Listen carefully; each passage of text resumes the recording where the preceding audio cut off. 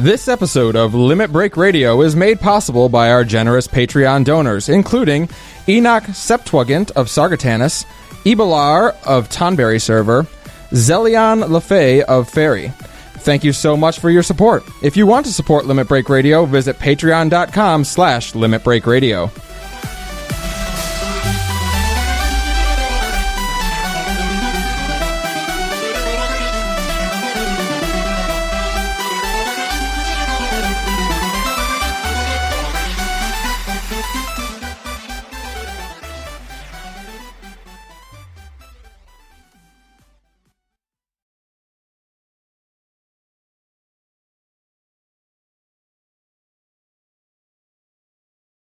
Live from Eorzea.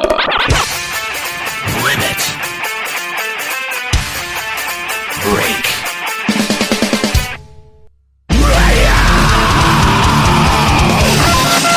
with your hosts, Aniero. You dare bring light to my lair? You must die! Kallo. Take a number! Juxtaposition. I am hilarious and you will quote everything I say. Eskalia. So, I'll just be here, then. And Nika. Oh, come on, dummy! LimitBreakRadio.com. 5, 4, 3, 2, 1! Welcome to episode 21 to Limit Break Radio. Episode 21. Thanks for stealing my thunder. Stolen Aniero's thunder. You got to do it for 20 episodes in a row. Come on, man. Come on, man. Oh, God. So welcome to the show. Yes, as Juxta has let us know, it's episode number 21. 21. Thank you for joining us. It's another weekly episode. Man, this feels so good to be doing this every week. I was just thinking that as the music queued up. It's like, remember when we did this monthly? Oh, man. Dark times. So long ago. It was. And because of your support at patreon.com/limitbreakradio, we are a weekly Final Fantasy XIV podcast here on twitch.tv/limitbreakradio.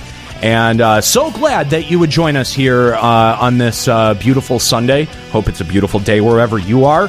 And joining me, of course, I am Aniero Grigori. But joining me today, we've got Juxtaposition. How's it going? I'm doing great. How are you doing, Aniero? Dude, I'm not bad. I'm pretty cool right now. Yeah? Dude, Yeah. it's so cold in here. Can we turn the heat up? God. Well, bite your Don't- tongue. just- give it a Want to sec. know Just why wait. it's so cool and it's not so hot in there is because I'm not there today. Oh, here we go. Joining us A again mile away. on Skype. I don't know what the fuck is up with this. Yeah, seriously. Kallolandis, how you doing? I'm doing pretty good. I got shit to do. All right, I managed to get here. Is that Calling in right? on the link pearl? I think we should start calling Skype the link pearl. Can we do that? Okay. I'm or down. the Skype Pearl? The Skype pearl. Come on, if Nika can do it, why can't I? Oh, because She's it's in Maryland. it's, No, I'm not. it's completely unreasonable to ask her to be here.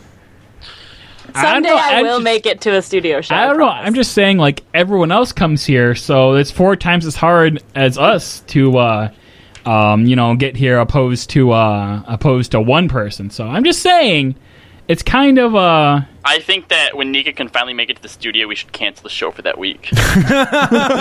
Jeez.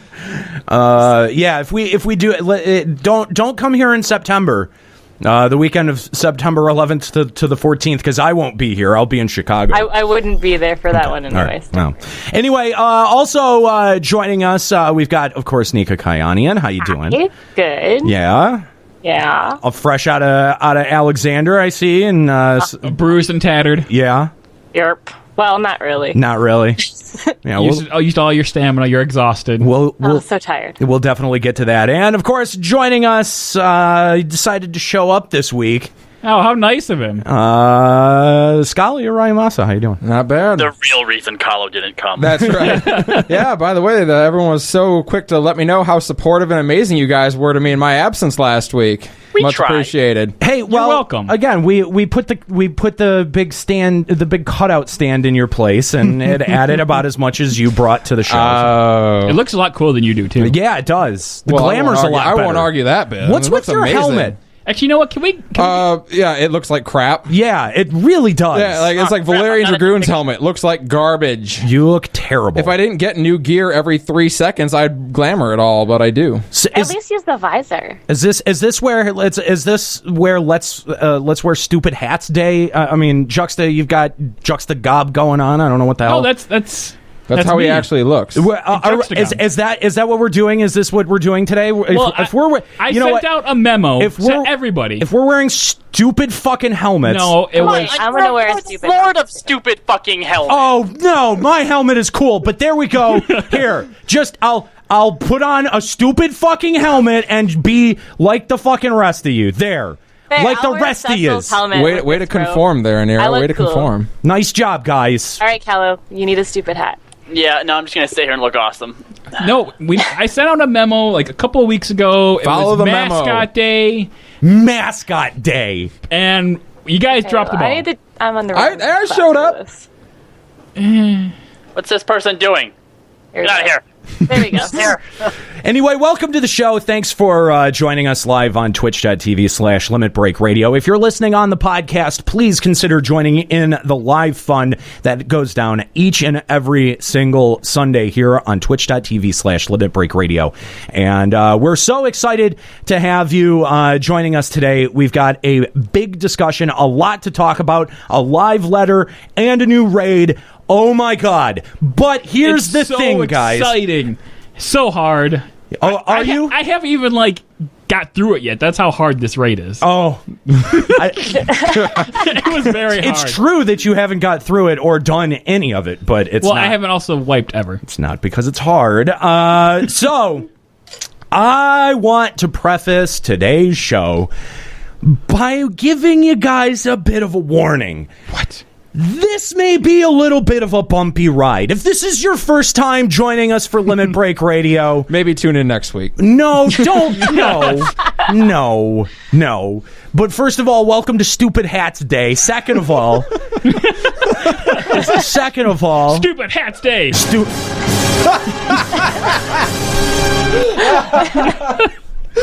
Stupid fucking Hats Day. And the second thing is, if this is your first time joining us, I want to say this may be a bit of a bumpy ride. We're maybe not always like this. This may not be totally representative of what this show is always like. This is what it's going to be like. Yeah. On the episode where we did nothing but complain, he didn't give us that preface. This is terrifying. So strap in, put your big boy and big girl pants on. Because we're going to war, motherfuckers! You may disagree with me. You may not like what I have to say. That's okay. And that is okay. It's not, agreeing with us is not a prerequisite of listening to this program. And thank God. So if you want to join the discussion, you can send a Skype message over to the Skype account Limit Break Radio, or give us a call on any old landline. That's 810-515-8715 if you'd like to chime in on the discussion. Okay, and all right. If you're calling on an actual landline, let us know, because who does that anymore? I'd just be interested to know. It's happened a few times. I went and redid my cable recently. They didn't even try to sell me on a landline. They've just given up with all of that. They just know no one wants that anymore. Actually, the other thing that I do want to mention is that in a couple of weeks we're going to be moving to another phone service. We're probably going to run the two in tandem for a little bit and then make the full jump to a new service called Discord. We're going to try it out, see how it works, And if we like it, that's what we're going to use in the future for calling into the show. We think it'll be easier. It's kind of cool, actually. My static group's been using it because our TeamSpeak wasn't working. Yeah, it's a really cool program. Go check it out. There's a web app, like an in-browser app, but you can also download a desktop version, and it's really great. So, download it, get used to it, get used to how it works, because Limit Break Radio is going to start using it in the future. You can find us there. We've got a server, and our username is Limit Break Radio. So, make sure that you check out Discord. That's DISCORD. And download that. So just a note for the future, just so you know, it's not always necessarily going to be Skype, but today you can get a hold of us on Skype at the username Limit Break Radio. So let's start off with talking about the latest news in Final Fantasy XIV, which, of course, would be live producer letter number 23. Wow, guys. Wow. That was a very full letter. No, this was kind of full of crap. Kind of a this was kind of disappointing. Eskalia, you're bad at jokes. Let Juxta and me handle those. Sorry. Yeah. Boo. Terrible. But this was definitely a lackluster live letter. I think in part, maybe not in part, but mostly due to the fucking stupid questions and complaints from our community. But Aniero, what the fuck, guys? Who asked these questions?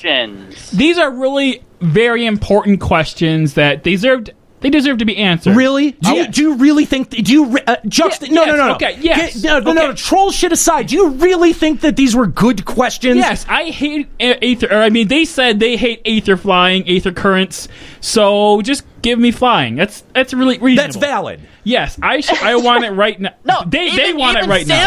Even Samus said that. Remember his email last show? Samus agrees. Yeah. 2 out of 2 trolls agree. Get rid of Aether currents. I want to know what the 98 people who wrote these questions, what they were like when they saw their question being answered, and if they were just like, oh yeah, that was fucking dumb. No, they were like, oh, thank God, I'm finally going to get retribution. They're like, Yoshi knows who I am. He answered my question. No. I don't even know how they could have, even remotely asked this. Obviously, Aether currents are a game mechanic. Why the fuck would you ever think? Why would you even ask this question on the live letter? How is it that people don't understand what the function of Aether currents is? It's another form of gating content. Okay, again, this is to teach you. It's not hard. It's not. It's not. It's all it is it's time consuming. And you know what? It requires you to explore, get a sense for the world. You feel how big the area is. You actually learn where the mobs are, where the different cliffs are, where the NPCs are, and then you get flying. And flying is a reward. The biggest problem with it is that people are hamsters, okay? I've seen people who are stuck trying to find an Aether current, and where they are, there is no way to get to it. If you spend more than 10 or 15 minutes trying to get to a current that you're right next to, you're in the wrong spot. Don't spend an hour running back and forth in the same 4-foot section trying to jump up. It's not going to appear. You probably have to go farther in the quest, and then you'll be able to get it. Yoshi thinks that we're all dumb because these are the questions that we get. And he's right. Yes. And he's right. You know what? I think we're fucking dumb too. Well, I think you're just dumb, and I'm not dumb because I did it all on my own. And I did never ask the question. I never needed an iota of help. I never used a map. I just used the compass, and I found all of them, and had zero problems. That's not true, Juxta. There was one in the Sea of Clouds you had to have one of our LS members help you with. No, I didn't have your guys to help me with. I just looked at a map online. So, get good.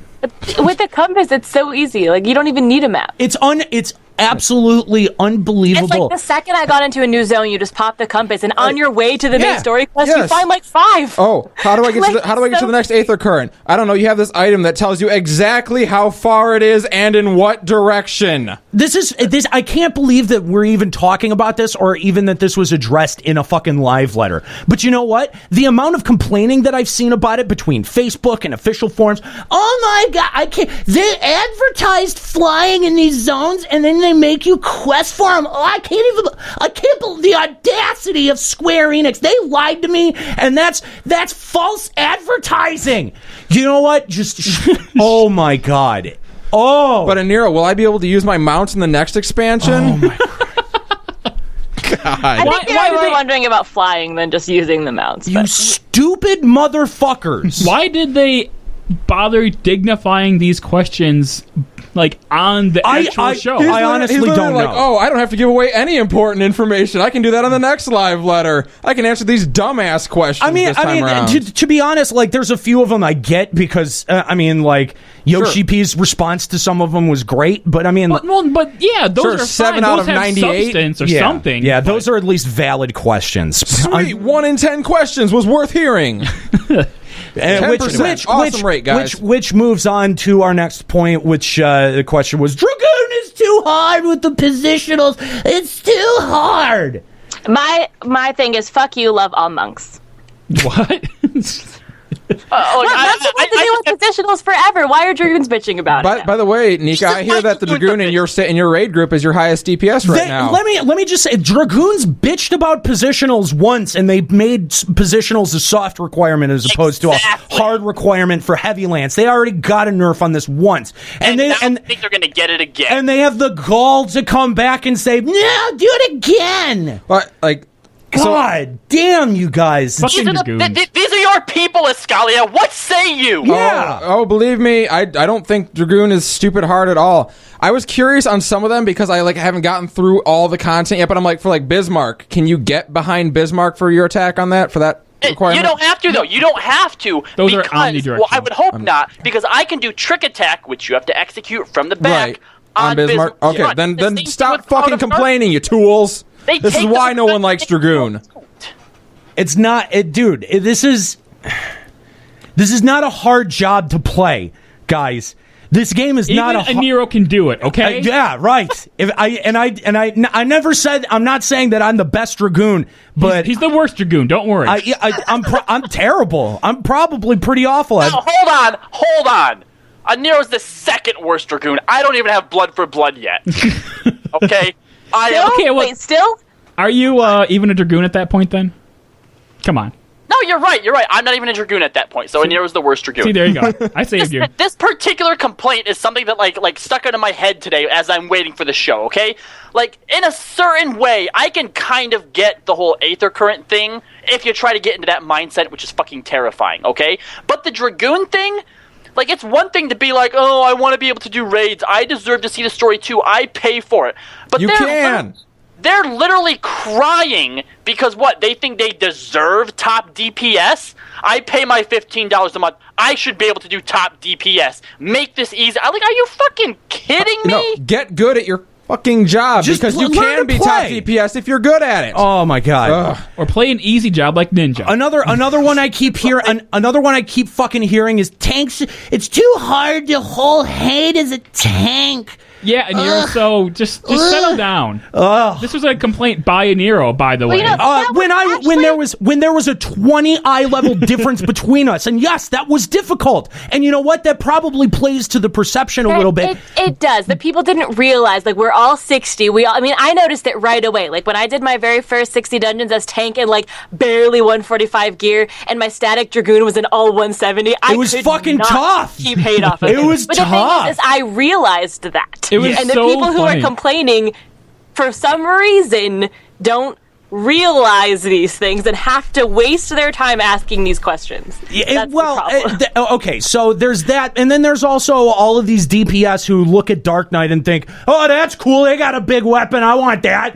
And then they level it, and they have no idea how to tank. And they don't, because they just grind it through fates. They don't take it through dungeons. They don't bother to learn how to hold hate. And then they sit there fucking wondering why are none of the mobs looking at me? Well, it's because you're a bad player and you don't know how to play the job. And you didn't bother to learn. That's a fucking problem. That's your problem, not mine. And you know what? The difference, too, because...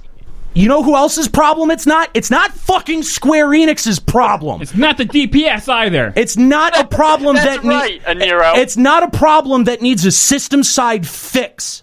Stop asking for it.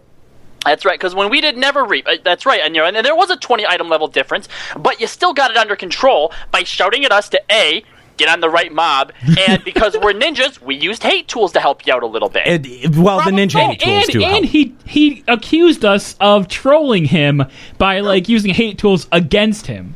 And I told him... I could never see you guys doing anything like that. No, we weren't. I still maintain... I maintain when I troll, I do it in a fashion that intelligent people will know that I am trolling. If you go back and watch the tape, I bet you would see something different than what you are saying. How much would you like to bet? Because I will earn money. I will take your money. I will take your money, sir.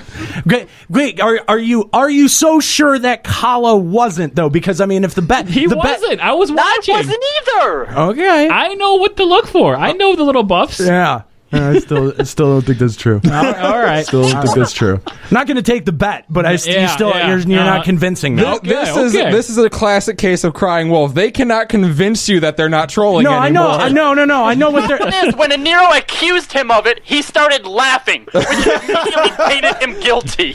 No, here's I know what's going. You're trying to Daffy Duck me. You're mad. Well, I forget who got Daffy Ducked on the last show, but you know what? You guys are not going to get me. No, I'm not taking the bet. But but you know what? I haven't gone back and parsed out the tape either.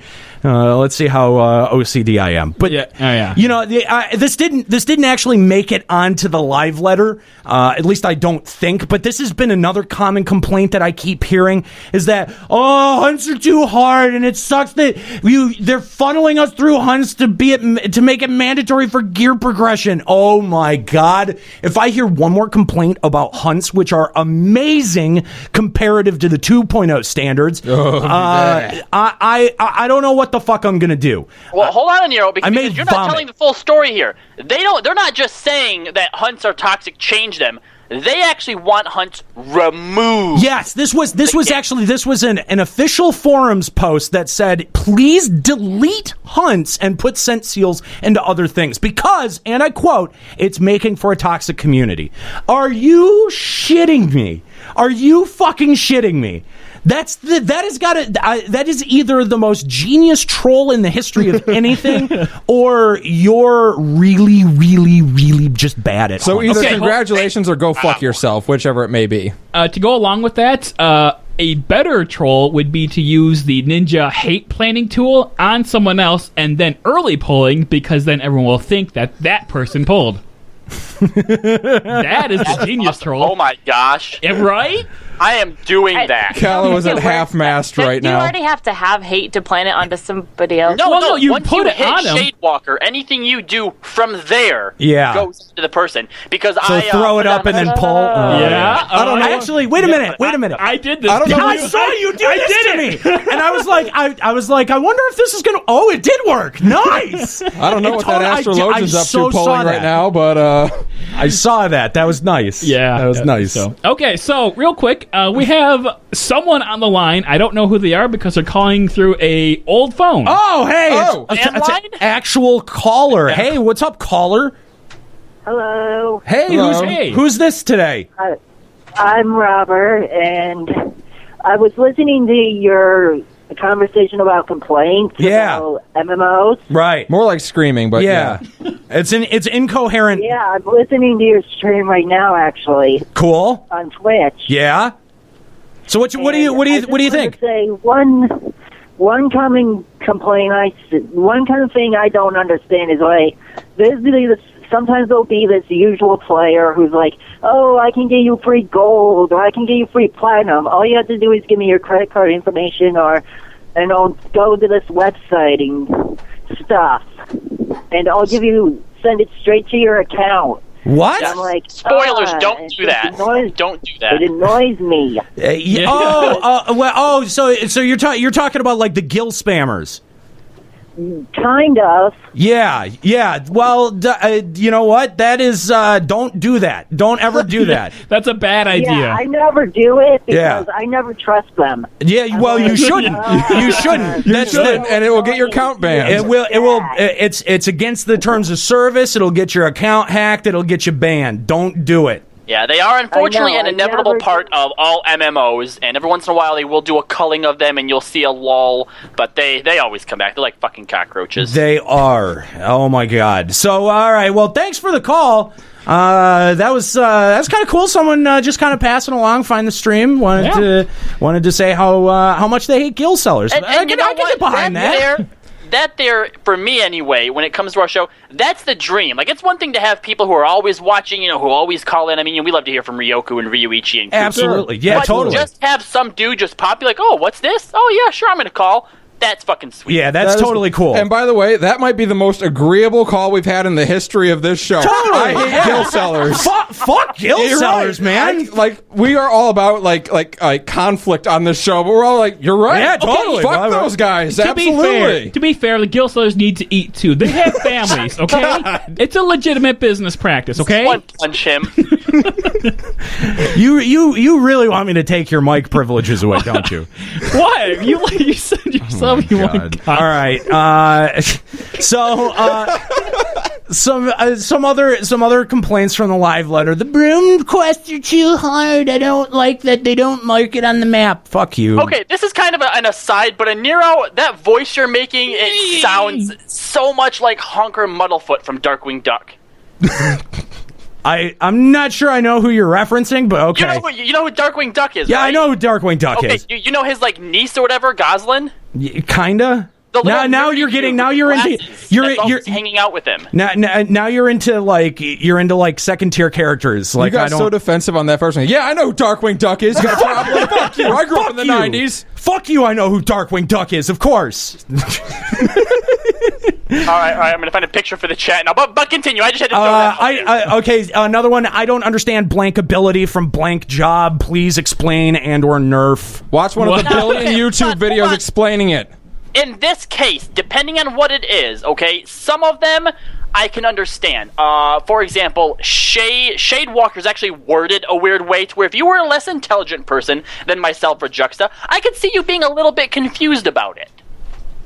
And that's just shut up. No. But it was like every other question was like, what were you actually intending with this ability? Because it's weird and we don't like it. And every single time he said, the player's it wasn't intended to be used all the time. You have to judge the situation. Learn your fucking job. Wanderer's Minuet. Yeah, shut the fuck up. It's not your new auto attack. Use it when you're supposed to use it. Well, I mean, specifically he was saying about that about like Wanderer's Minuet. I know that was one that he was. He said that about Paladins. Yeah. Combo finisher. He said that about Bard. He said that about Machinist. He said that about Scholar eating their fairy ability. Literally, he just said, same guy every get good. time?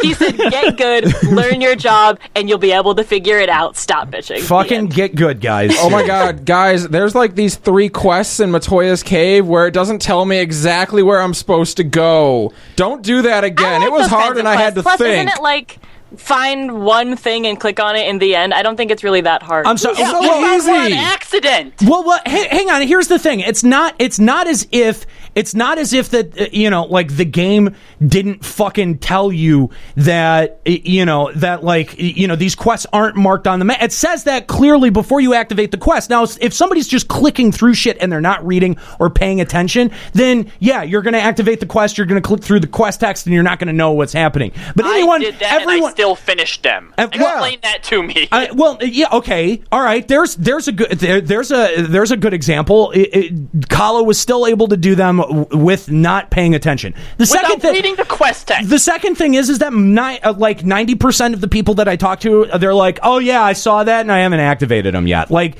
if you didn't pay attention to that little warning, then that's on fucking you, man. Yeah, I saw that and I was like, nope. I did them because I needed the XP, but still.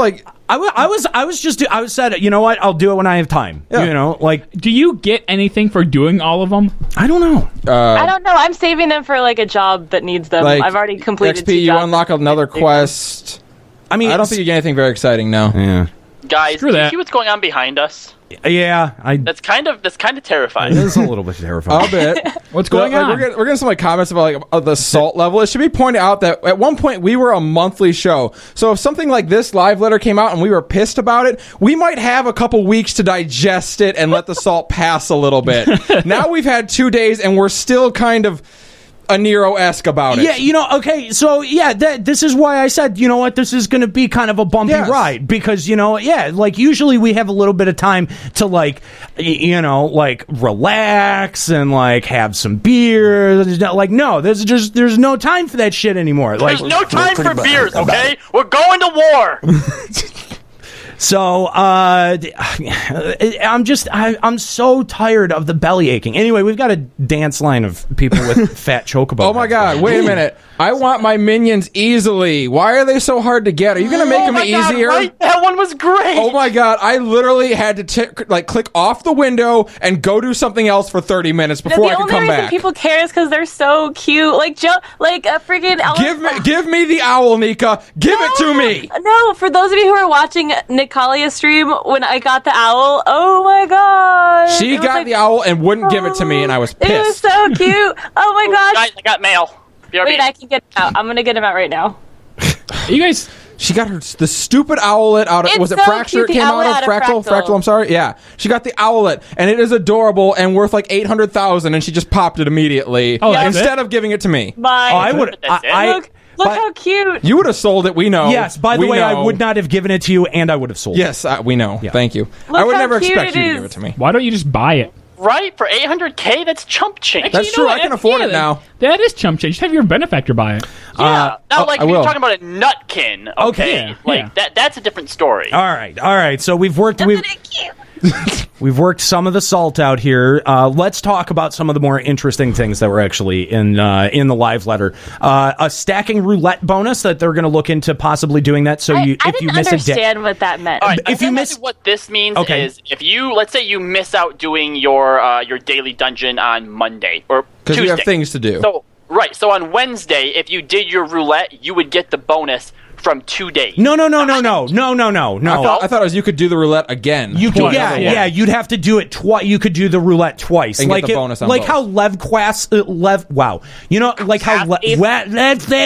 Yibbity. you know how LevQuests stack. It would be sort of the same thing, but it would stack to maybe 4 or 6 or something. Right, but essentially you would be able to catch them up on a different day. Yes, you would be able to catch them up on a different day, but it's not like you would run one and you would get the bonus of 2. That would be retarded. So whatever way they decide to do it, that's the I think if they let that stack up to 3, probably that'd be fair. Yeah, too. I think 2 or 3. 3 or 4 even is pretty reasonable. Yeah. Yeah. Because you're going to have your guys who are only able to play 1 or 2 days a week, and they'll just get on and grind the shit out of them. Yeah, totally. Yeah. Because law is so hard to come by. Let's see. XP being added to level 50 dungeon mobs. Why wasn't that a thing just to begin with? I don't know. Curiosity. I don't know. I mean, you get the bonus. They don't want people running old content over and over instead of going to the new content and definitely not grinding Northland. Yeah, fates. I was just gonna say, they did that really well with the Northland fates. Oh, wait, womp womp womp womp. No, I have no idea why this isn't a thing. That doesn't make any sense. I mean, because people who run their high level roulette, they should be getting XP per kill, man. Yeah. I think they might think that no one would end up running the low level roulette, and that therefore not helping the new players. Why not? The low level roulette is balls easy. Yeah, the 100 law. But I mean for the XP. Although when we get the next thing of tomes, like the 100 law is not going to be that attractive. Yeah, so. I like how you can get the vault and the low level roulette. Yeah, that's a thing. Yeah, well, low level is when you get experience because you're leveling up and stuff. So that's the reasoning behind low level roulette versus high level roulette is the stuff you did at 50, which was high level. Right. That doesn't give experience. Yeah. There's Forum Veil all day, every day. They're going to be looking into adding new Grand Company ranks, which apparently will be meaningful. Yes, someone asked this, and what they said was they want to do this, and they've been wanting to add more Grand Company ranks, but they don't want to do it just for the sake of doing it. They want to work it into the game in a way that it's meaningful, and you feel like you earn that rank, and it changes stuff. I think that's great. They don't want you to just rank up by turning in things. Yeah, exactly, which I'm all for. I think that's great. fantastic. Great. Yeah. Fantastic. I really think that out of anything that bodes well. It really begs the question though, how? What are they thinking? Are we going to fight something? It'd be like a quest or something. Remember back way back when you had to rank up, you had to do Aurum Veil. Aurum Veil, to progress. So all day, every day. It'd be like that.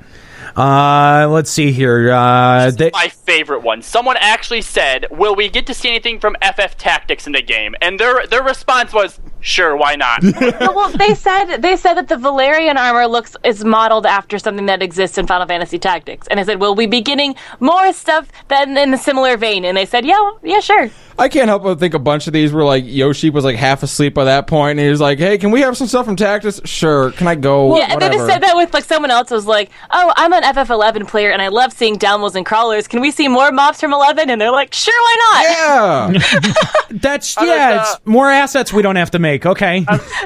How does that make you feel, Aniero, that they're going to put more Final Fantasy Tactics in there? Maybe they could base raid mechanics off of the difficulty of Tactics. Like that. Then you would finally have your challenging raid content. Yeah, because let's make Protect miss sometimes. That's a good idea.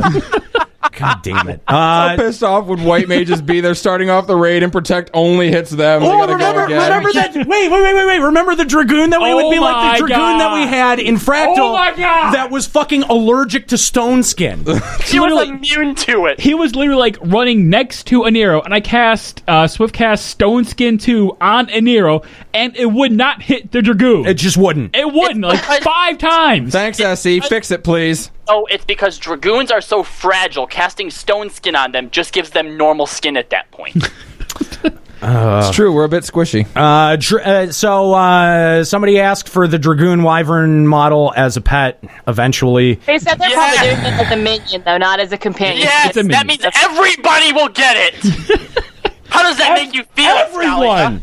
You know what? The patch comes in. That'll be the only minion that I ever summon, just so it takes the wind out of his sails. It'll be a Dark Knight with the Dragoon pet. And I'll be a ninja. How does that make you feel, Eskalia? Everyone on the show must use that minion the patch it comes out. Yes. Eskalia, are you there? I'm getting the death stare over here. Be sad, be sad and butthurt. If they put the Wyvern in as a minion and still will not let us fucking use it as a pet, I am gonna... Of course they're not. Why do you think they're gonna do that? Every single thing they said from this was that there were server limitations. Like, they couldn't add more inventory, server limitations. Couldn't add more macros, server limitations. What they said about more companions is that it would take a lot of extra work and a lot of extra modeling to make it work. They wanted a glamour system so we could glamour our Chocobo to look like the Griffin or something. And they're like, no, we would have to do a million modifications. Then stop torturing me! One way or the other! They're not going to make the Wyvern as a companion because of all the extra work for no reason when you have your Chocobo. Suck it. It's going to be a minion. Just one way or another. Either get rid of them entirely or go all the way with it. Stop making I'm done. I know, SE, this is what I beg of you. This is what I beg of you, okay? Please, please, please, for the love of all that is holy, make this Wyvern so impossible to get that it goes for 10 mil. So that only me and Juxta end up... But then it will end up being a symbol of status. What Aniero is saying is everyone's going to have it, which makes it less cool. I just wanted all of our crew to have it to piss off number 6 over here. Yeah. We just want him to suffer. Yeah, and if everyone in the entire game has one, I think that would get rid of the... Grumpy Bear, Mr. Grumpy Bear over here in the corner. I liked it more when you guys didn't know how to trigger me. I really liked it a lot more back then. Oh, you're so grumpy. Blow it out your ass. When we say jump, Eskalia says fuck off. TP displays coming in maybe 3.1. That would be cool. But no numbers, just the bar. Numbers, just the bar, just the display bar. Okay. Yay. Fine. I mean, that's all you need. Everyone has the same amount of show the TP. bards to cast pay on. That's it. No new jobs in 3.x. There will be more in 4.0 though. So that's good. They're not going to do another ninja. Yeah, they're not going to do another ninja. I didn't think they would. There will never be another ninja. I didn't think. I honestly, I couldn't see them doing another one of those.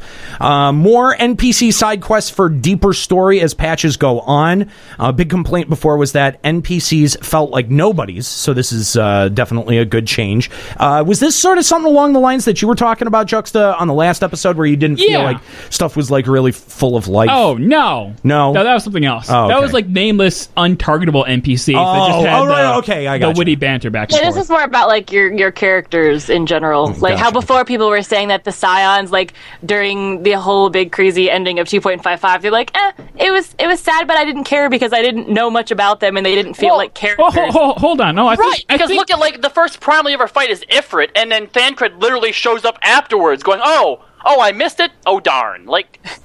Come on. It seems to happen like with them now, a lot. As the stories go on, for all the different characters who are kind of part of our entourage, we're going to get more backstory and side story. And they've already done an amazing job doing that with the main story quests. It's going to be simple for them to continue that with side quests and stuff. So I'm really looking forward to that. That's really cool. Yeah, I definitely. Now, hold on. I think what they said by this question was NPCs like the lower class ones like Mog Leo and those assholes that you go to in the Falcon's Watch. I get that. But what I'm saying is because of what they've done with MSQ characters, I think that they have it in their mind now. They have a plan on going forward, how to make those characters. Which in our spoilery episode to come later down the line, we can. So it would be really easy to apply those principles to lesser characters such as like Mog Leo or it definitely felt like someone else that we don't know. It definitely felt like in the Heaven's Ward storyline, the story was focused more on the other characters and not just how what happens to other characters affects you.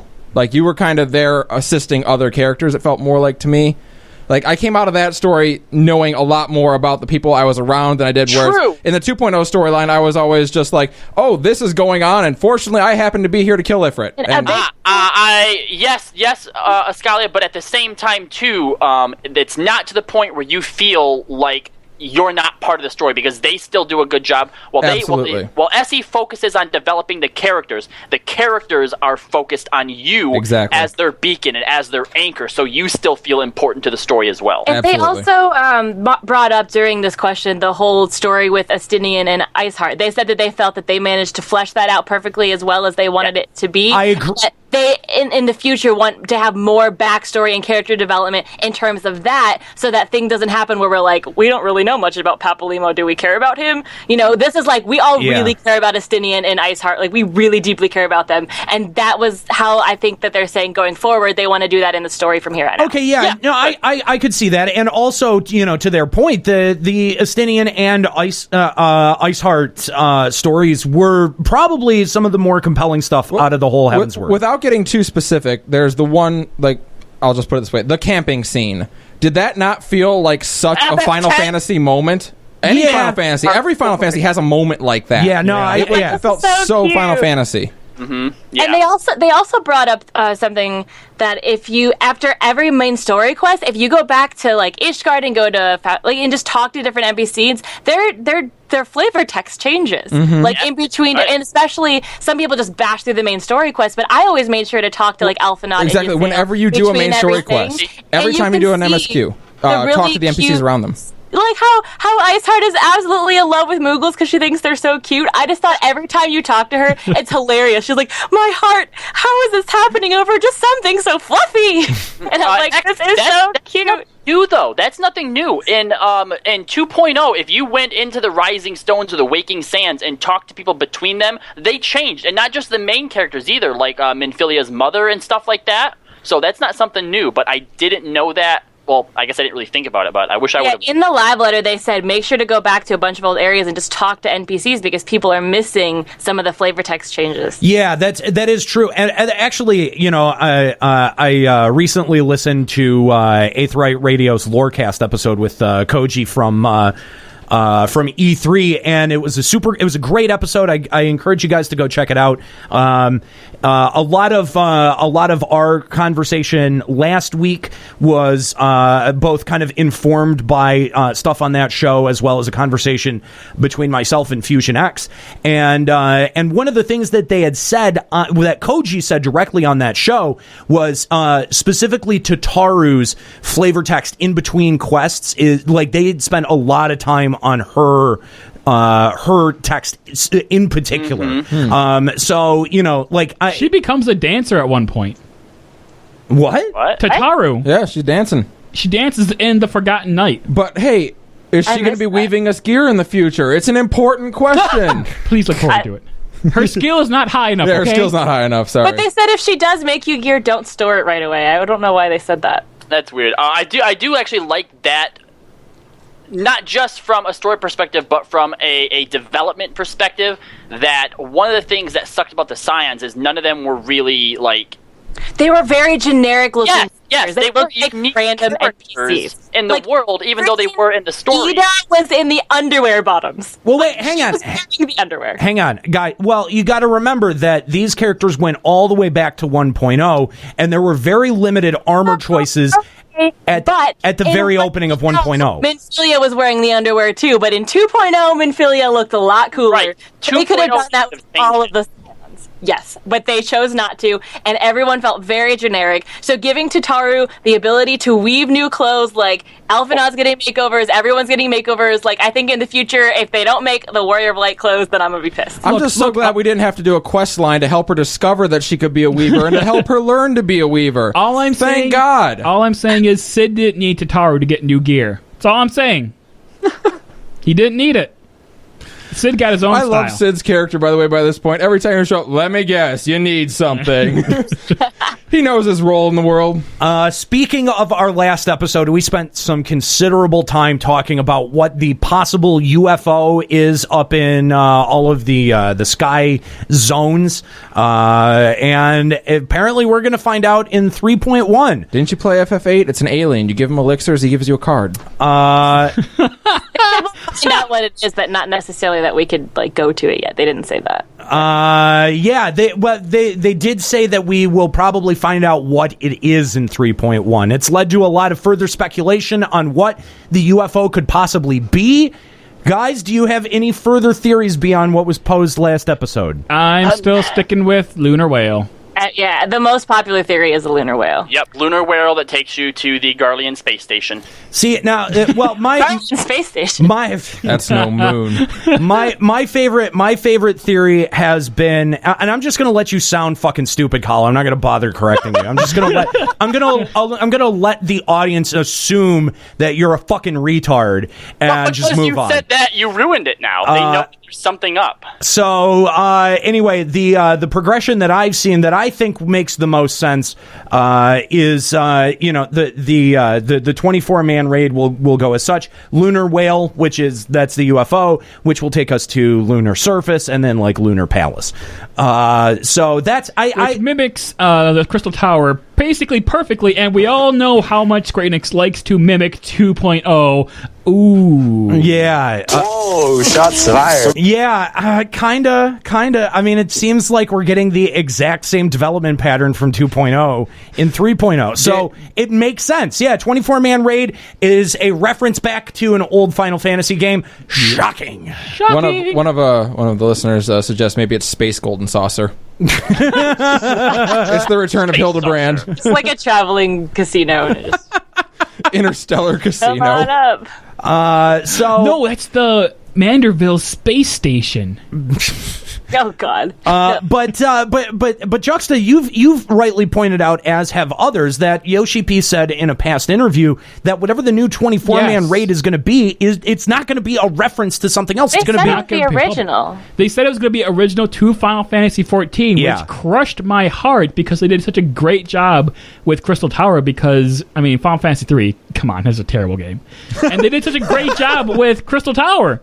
So it was just I liked FF3. I wanted them to do... I rage quit FF3. A lot of people rage quit. It was hard, but it was I liked it. So I really wanted them to do callbacks to old Final Fantasies, because that's what, let's be honest, that's what Final Fantasy XIV is. And it's I a think callback. they're doing a good job of making the callbacks, but also making it feel like it's original for this game. That's why I like it. They make it fit. Maybe we're going to get turned into frogs or get minied. No, that's when I quit. That's where everyone quits. Everyone fucking hates that part. It's so hard, I know. That comes with that comes with Hildebrand, because we need Gilgamesh to turn us into the frogs. Yes, that's true. So there's a possibility we'll get a Hearts and Farts minion or painting. blah, whatever. Also mentioned, too, someone wants his shield, and they said they might do a side quest where you can obtain his glamour shield. it.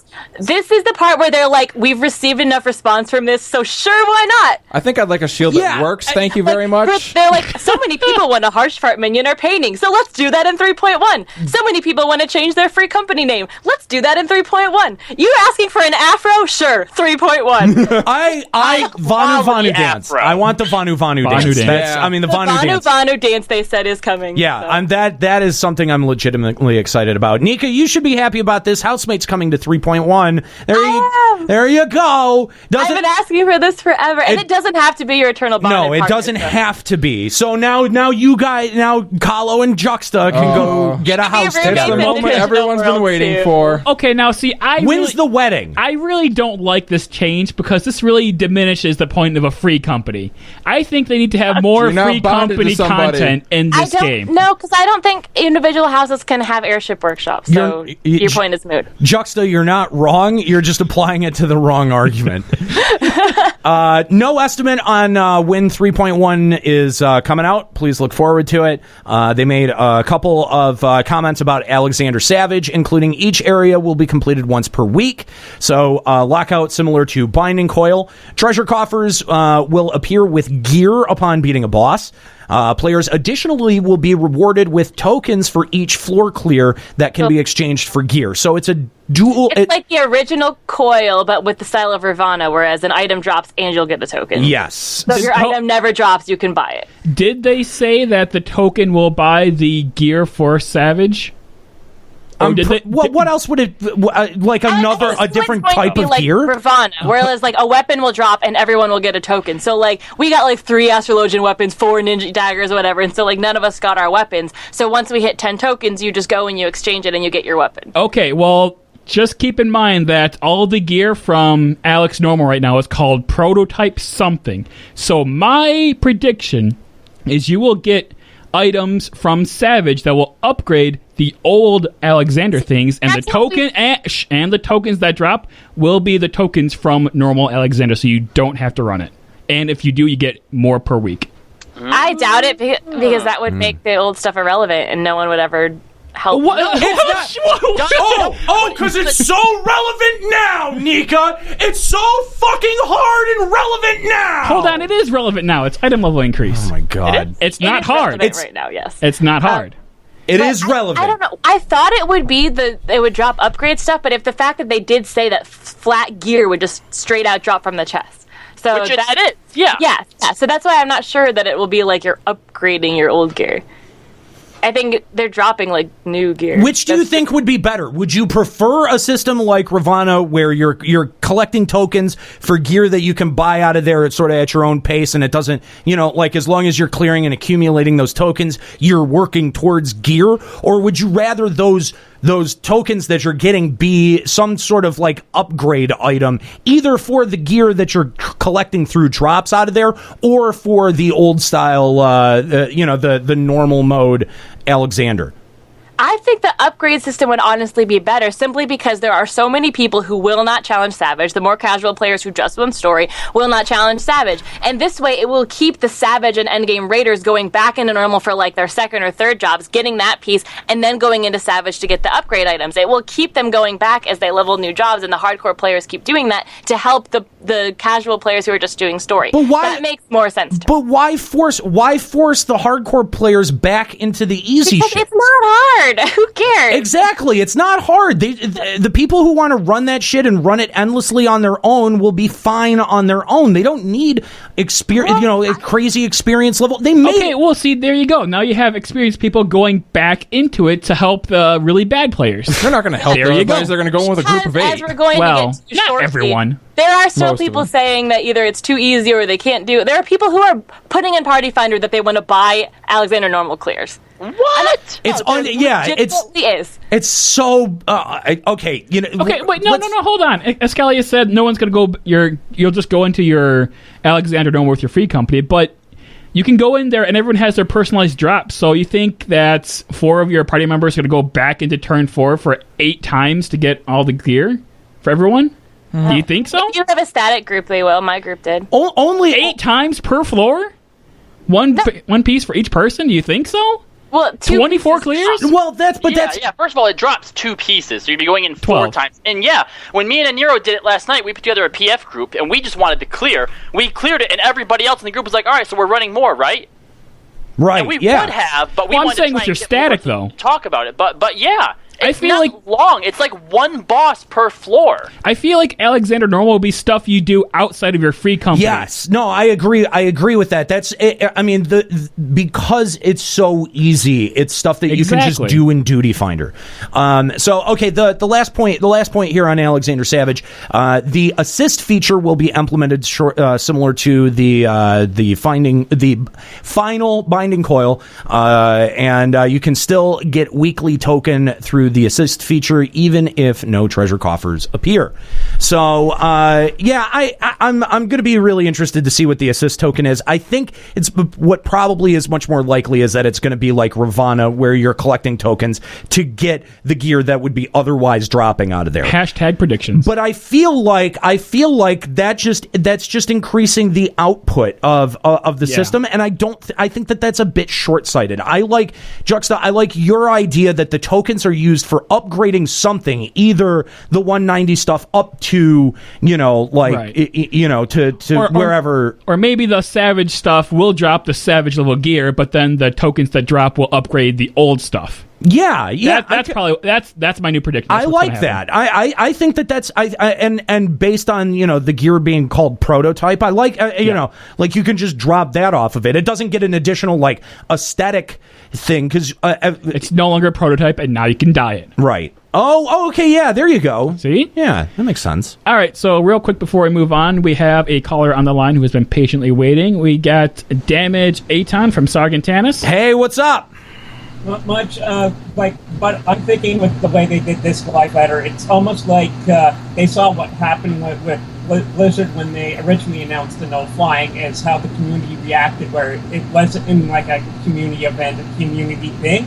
So I think Square Enix is trying to use live letters and some of these other things as, okay, let's just get, a large amount of community stuff out of the way so our community doesn't feel put off by us, because most of the community, let's face it, is probably coming from World of Warcraft and Blizzard, and you'll have people griping that they made a suggestion back in Vanilla WoW, and Blizzard doesn't do much about it. So right. Square Enix is trying to change that culture so that the community feels like they're part and parcel of the growth of the game in a whole, not just we're just this number for subs and whatnot. No, I mean I get that. It's just I also feel like they kind of cherry picked really stupid questions. I think that there's a lot of really valid questions that you can pull out of what we've got with Heaven's Word, and really the fact that they don't address any questions about Endgame outside of Alexander Savage. They had a really good opportunity to tell us what we can expect with 3.x and moving forward with Heaven's Word, and they spent time talking about why we have to have fucking aether currents. Does nobody else see what the fuck is wrong here? I wanted to hear about maybe a little bit about the 24-man raid, or maybe a little bit more about the difficulty or the mechanics behind Alexander Savage. About icons. I want to know about Herger's Crucible. Hengers. Burgers. So, I feel like it was a complete fucking waste of time to sit here and address the whiny questions about, this shit is too hard. If anyone who is saying that this game as it exists right now is too hard, I don't know what to tell you. You're not playing the right fucking game. I think I died 3 times going from 51 to 60. It's fucking... That many? Yeah. It's fucking ridiculous. Get good. Right? I've died once. That's exactly what the stream said to me each time I died. I'm discounting duties. You know what? Seriously, I get to discount duties. I am far from the best player of this game. I don't pretend that I'm even a very good player at all. But I just to breeze through this shit and to have no challenge. The only gate that I ever saw in terms of content was just, oh, you got to be this level or eye level and just, spend time on it. By the way, you have to be this eye level so that you can mathematically clear it. I'm just like the charge that this is too hard is fucking ridiculous. It is not too hard. None of this content is too fucking hard. Why are people saying that this is too hard? Because they've been catered to with Steps of Faith and other nerfs and shit. Exactly. They've been conditioned to be lazy. Good point, because that's something that I was thinking about when we had our talk. I don't know if it was the last episode or the episode before then. 2 weeks ago, where we were discussing Aniero. You were like, this is a perfect time for Square Enix to set the player base up for more challenging content. Right. And me and Juxta, though we agreed the game needs it, we thought based on what Square Enix has showed us so far with the nerfs and with the fact that now we have story mode, that the chances of us getting that we didn't think was very high. Because of this live letter and with Yoshi essentially telling people, get good, learn your job, get better, it renews my faith a little bit that I mean, obviously, Square Enix knows what they're doing with the game. That was never in question. But there are obviously still some things that when you see it, you kind of wonder, how's this going to turn out? Sure. And I think this live letter has just sort of reinforced the fact that it is in good hands. And going forward, I think that no, you know what? It destroys my faith in the player base, because this was them finally catering to casuals. And they still think it's too hard, guys. All right, so here's the conspiracy theory. Yoshi is secretly a humongous Limit Break Radio fan. And he listened to that episode, and he agreed with you. And that's why he picked all these questions as his chance to tell the player base, no, get good. I'm not making it easier for you anymore. That would be kind of funny. By the way, thank you for the call, Damage At, and we appreciate the call. My question is, Yoshi said to machinists, hey, you're doing it wrong, we're actually good.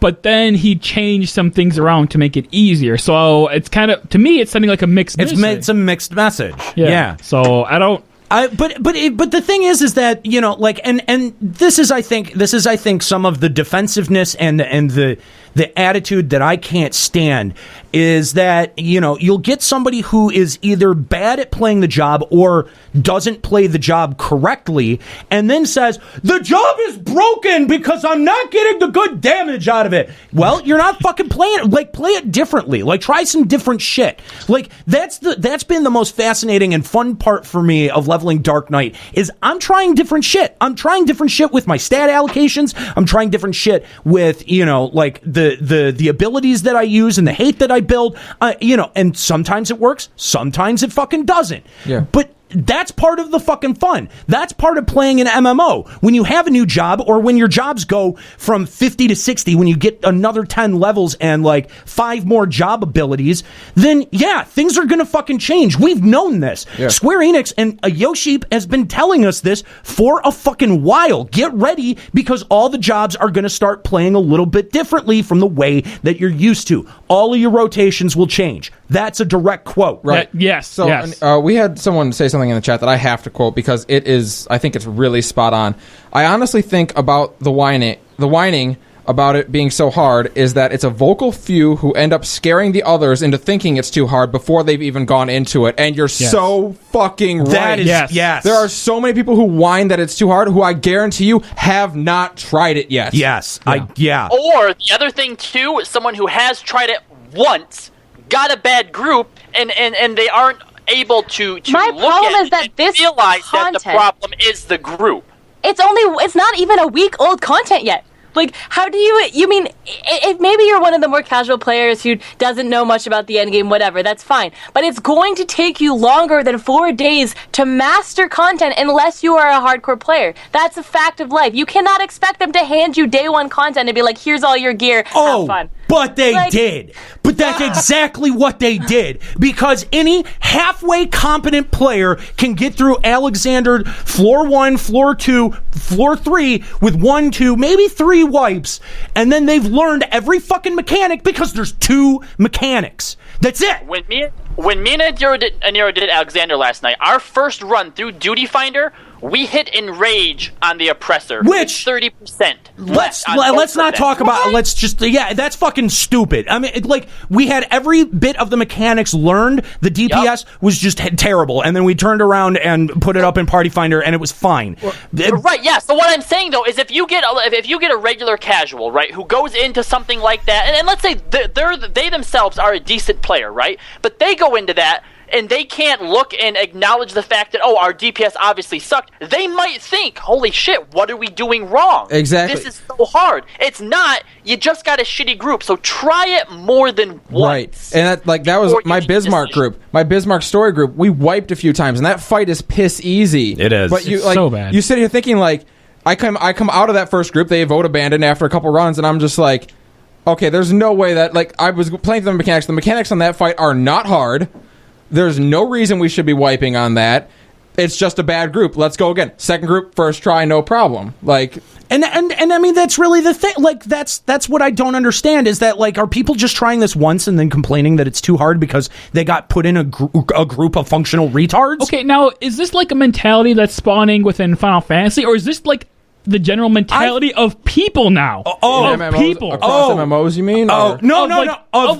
People. People who exist in this fucking world. Yeah, no, I totally agree. Of 14-year-olds who can't cut it in high school or whatever the hell they're doing. Dropping out. And is this how people act nowadays? Yeah, it's too hard, so I'm not gonna do it. Yeah, that is absolute. I agree. I'm running into this fucking point of view all the time. This attitude all the time, where it's too hard, so I don't want to do it. The thing is that was the mentality with Coil, and then Yoshi says, "Okay, then here is your story content. I will give it to you."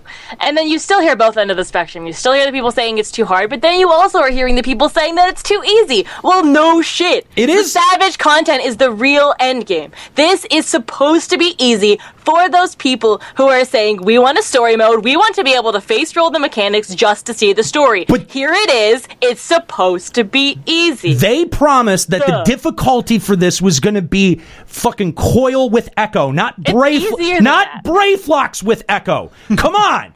I guess so, but when they said, Coil's too hard, I just want the story, give me a story mode. Essentially, a story mode means you don't even have to kill things. At least you have to kill things in this, and it's not that hard.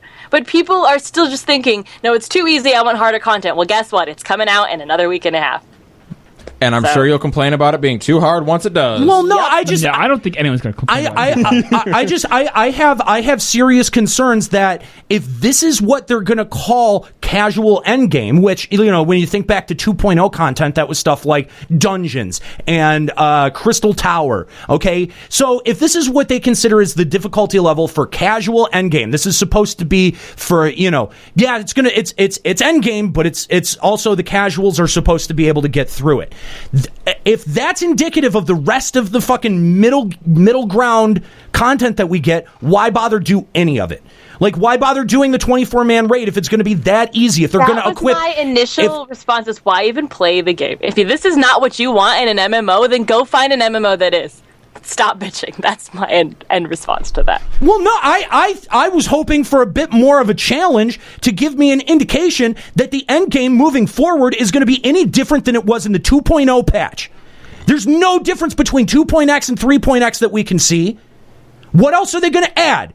What else? A new single encounter, and we're going to call them icons now instead of primals. Oh boy! Are you going to put them in a circle arena too? But we can't judge this until Savage comes out, because this was intended to be the story. No. What I'm doing is I'm advocating to make this shit fucking challenging, man.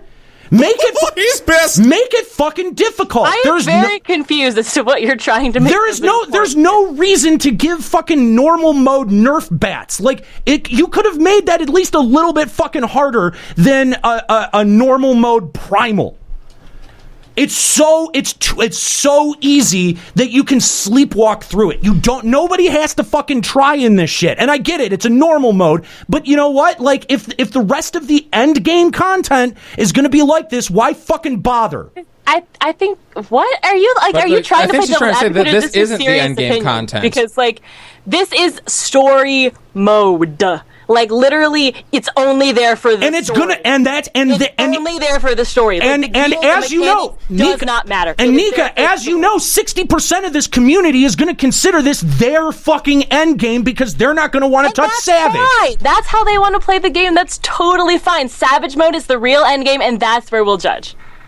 And it's okay, great, Nika. And then it's going to be 3 fucking encounters for your end game. That's it. That's all you get. You're going to get Savage Alex, and that's it. You want to go back to camping Nidhogg for 3 hours a day? Like, is that what you want in an end game? Because I don't. First turn, remember? This is the first turn. Right. This is the equivalent of turn 1. So we're still going to have like another, 4 or 5 in turn 2 or whatever. And turn 1, the first turn of Binding Coil was challenging for the community until they were somewhat able to outlevel the content through gear upgrades. A story mode. Through gear upgrades. If you're able to sleepwalk through this shit Duty Finder rando mode in fucking 170 gear, What does that say? What does that say when we're going to challenge it moving forward? They gave this to us because people wanted a story mode. And even for story mode, it's too easy. And then people still fucking complain. People are bitching it's too hard. No, I wasn't bitching that it was. I'm saying Not other people. Yeah, I know. People are bitching that it's too hard, and it's ridiculous. Nobody should be complaining that this is too hard. No one. Not one single fucking person, and yet that's all I fucking... bitching that it's too easy because they wanted easy. This is literally story mode. This is not endgame. Alexander Normal is not endgame. It is story mode. For those people who said, I want to do Coil, but I don't actually want to do Coil, I just want to see the story because I feel like I'm missing out on a valuable part of the game. So that is what Alexander Hard is. It's literally only there for the story, not the gear, not the gameplay, nothing, just the story. So you're not concerned about the 24-man raid and the level of difficulty that's going to come with that? Not really, because I don't know. I don't feel like that's... I mean, I have fun doing the shit with my static that we do. I find the coils to be challenging. I am excited for Savage Alexander because, I mean, we can see through Alexander 1 through 4, the current ones, even though they're easy, you can see hints of the mechanics in there. And actually, after each turn that my static cleared, we're like, wow, I'm really excited for Savage because those mechanics are going to be fucking crazy in Savage mode. Okay, and we're stoked. And that's all you're going to have. For forward end game progression, we don't know that. It's good. Well, yeah. If we're gonna go by the difficulty presented with normal mode, Alex, on what the middle ground end game content is going to be, yeah. Well, why don't we use it's going to be a Ravana fucking EX as that baseline? Until because Ravana EX is way harder than Alexander. Well, yeah, it is. But you know what? It's easier than fucking Titan EX. Like this shit has been getting dumbed down for a long time. No, still can't clear that. Well, yeah, people still can't clear it because they're stupid. I'm tired of Square Enix feeling like they need to change their game to a fucking account for stupid people.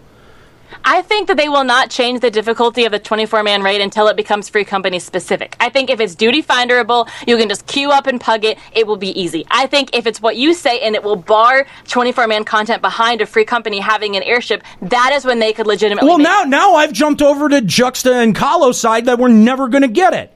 We're never going to get it. You know why? Because Square Enix is not dedicated to supporting their true endgame community. Welcome. They're not. They're not properly. They're not going to properly support it.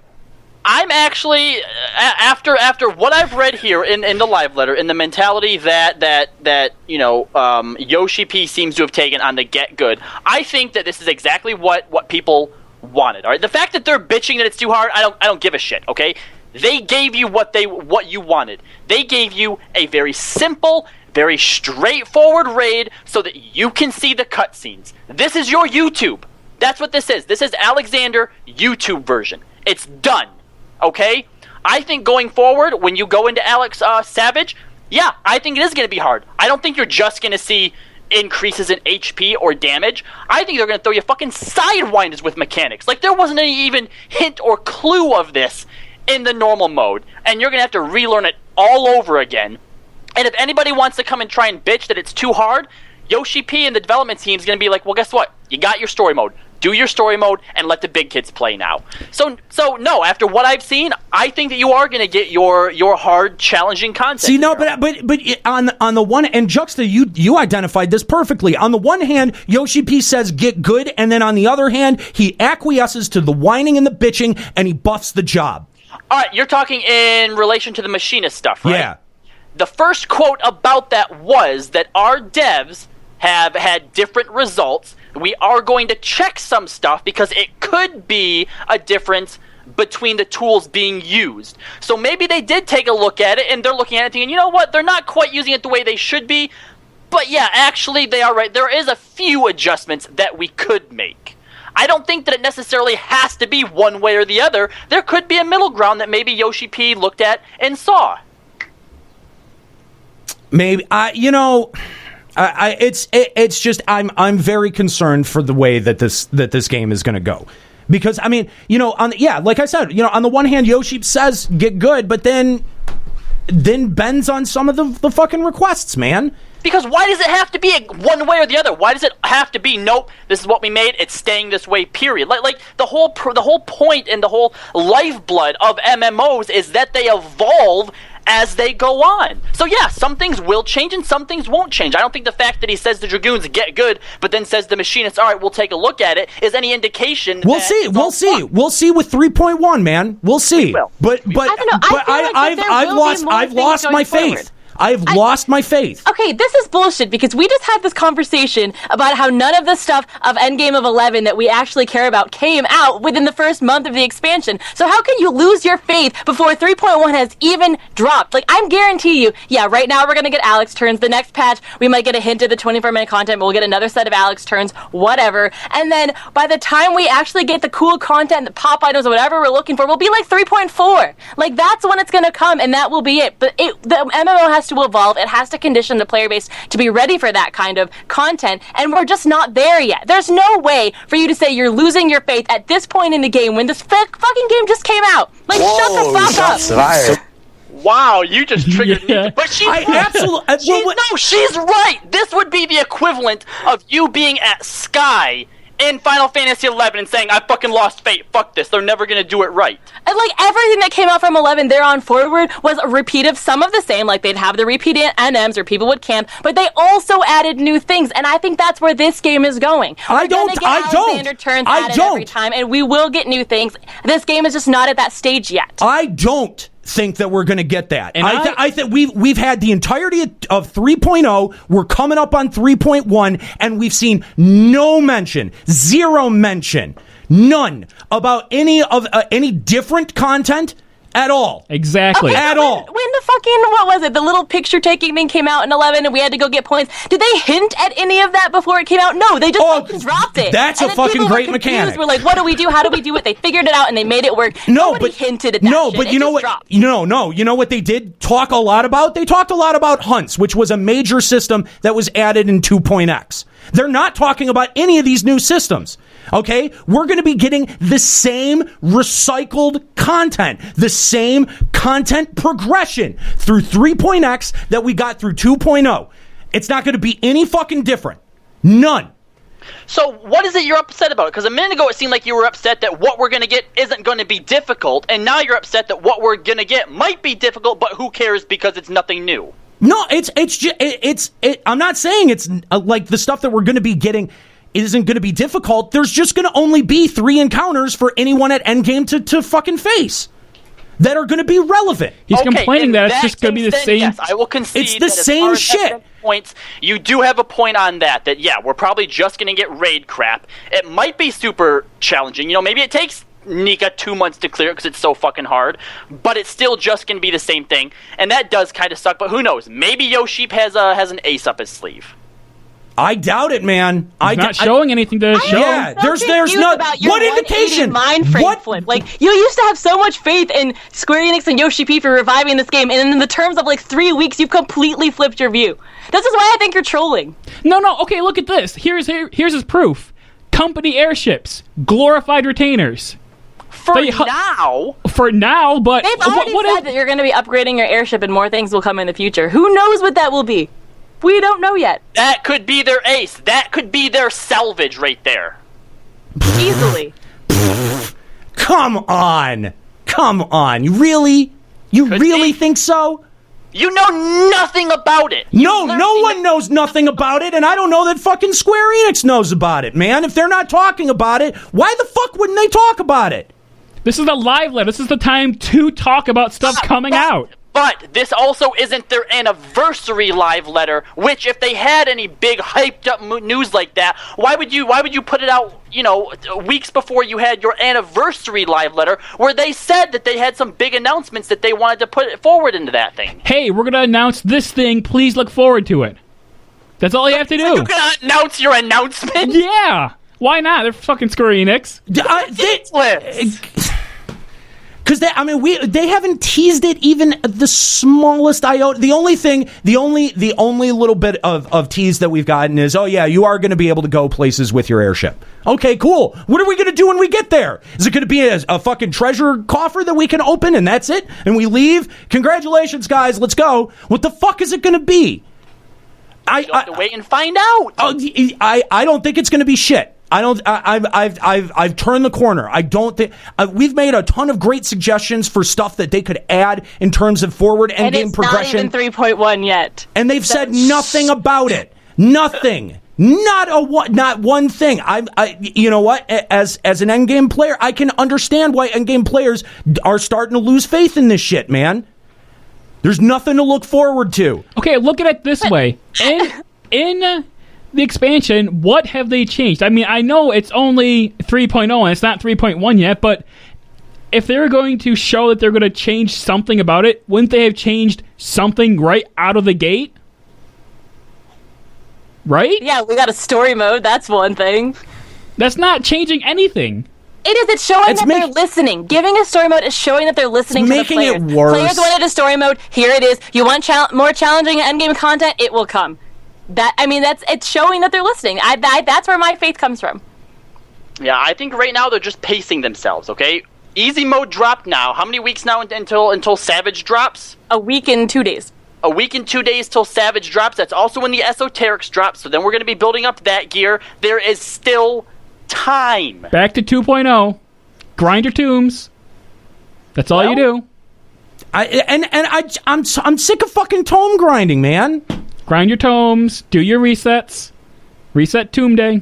That's what I'm concerned about, is that it's going to be the same. It's going to be the same style of content over and over throughout the 3.x series. I think that kind of content will always exist, but I do not think it will be the only thing that exists. Like, I'm just thinking about 11 and how much they added these endgame NMs. For literally 8 years, we would sit there and camp 3 hours, 6 hours, 9 hours a day on these But nobody's advocating for that, Nika. But the thing is that nobody bitched about it. Like, people are like, oh yeah, it kind of sucks, but I'll do it anyway because it's what I want. Nobody knew any better. The same shit.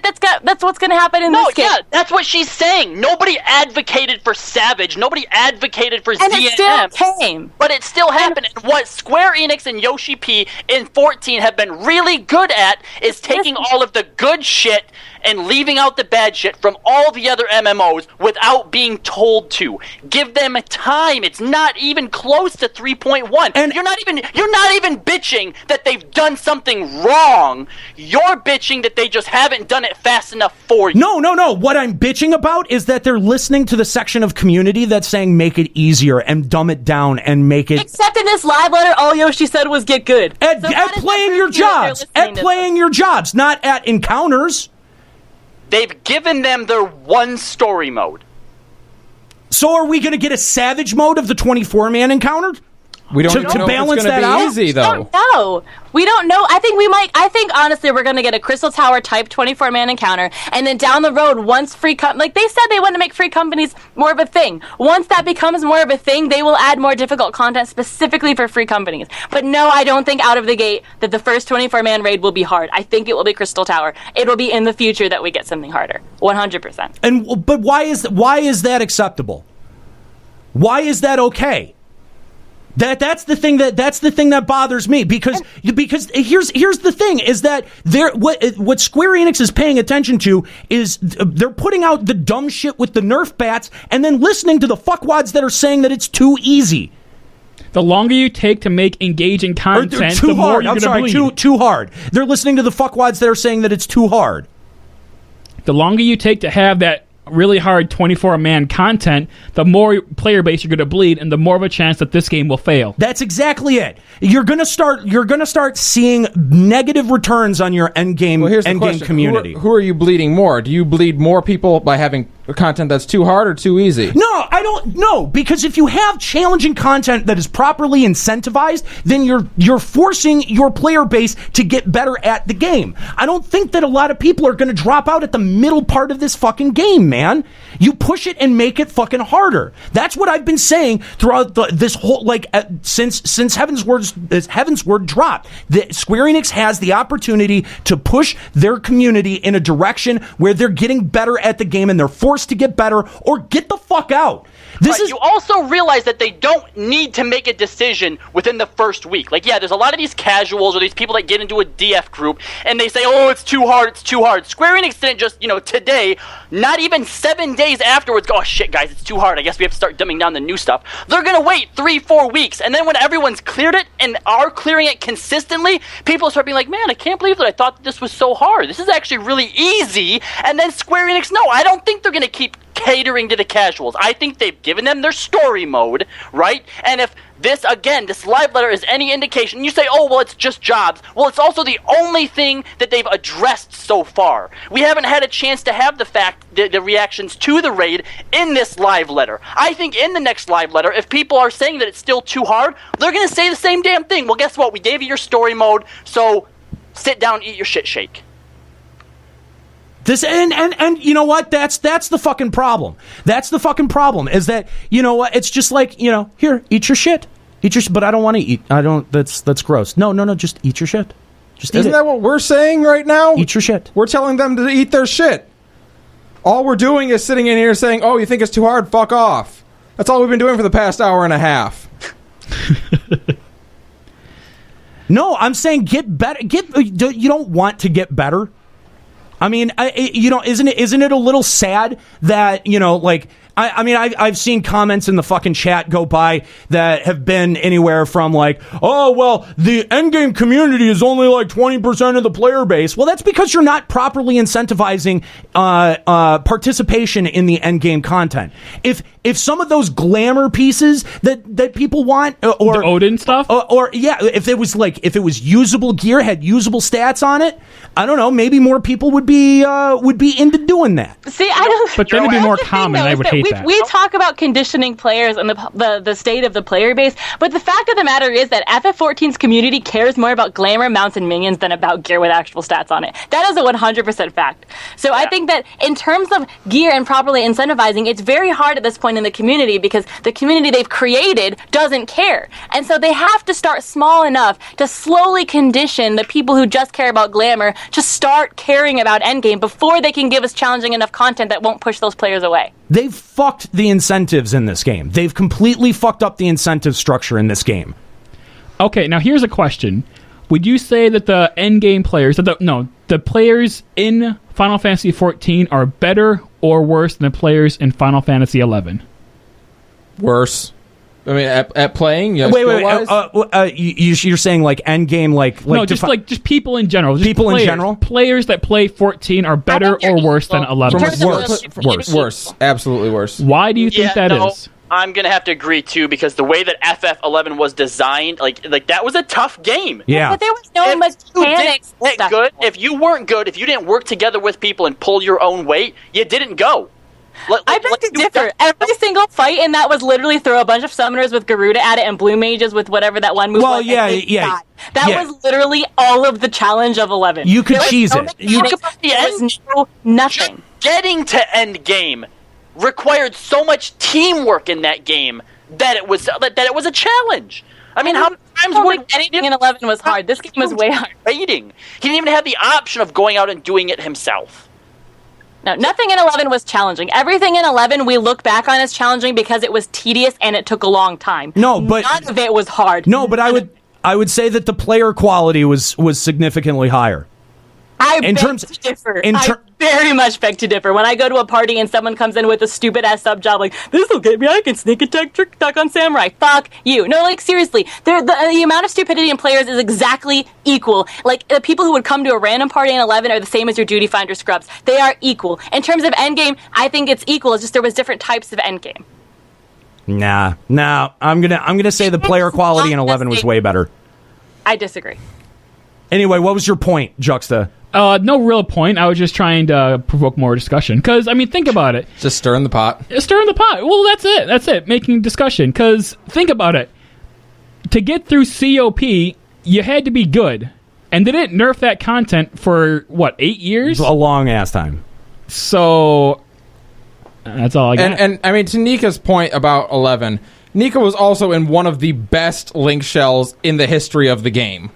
So, like, what she faced was very different than what a lot of people faced. She was in Blue Garter? Ooh, twisting that knife up in there real good. No, but I'm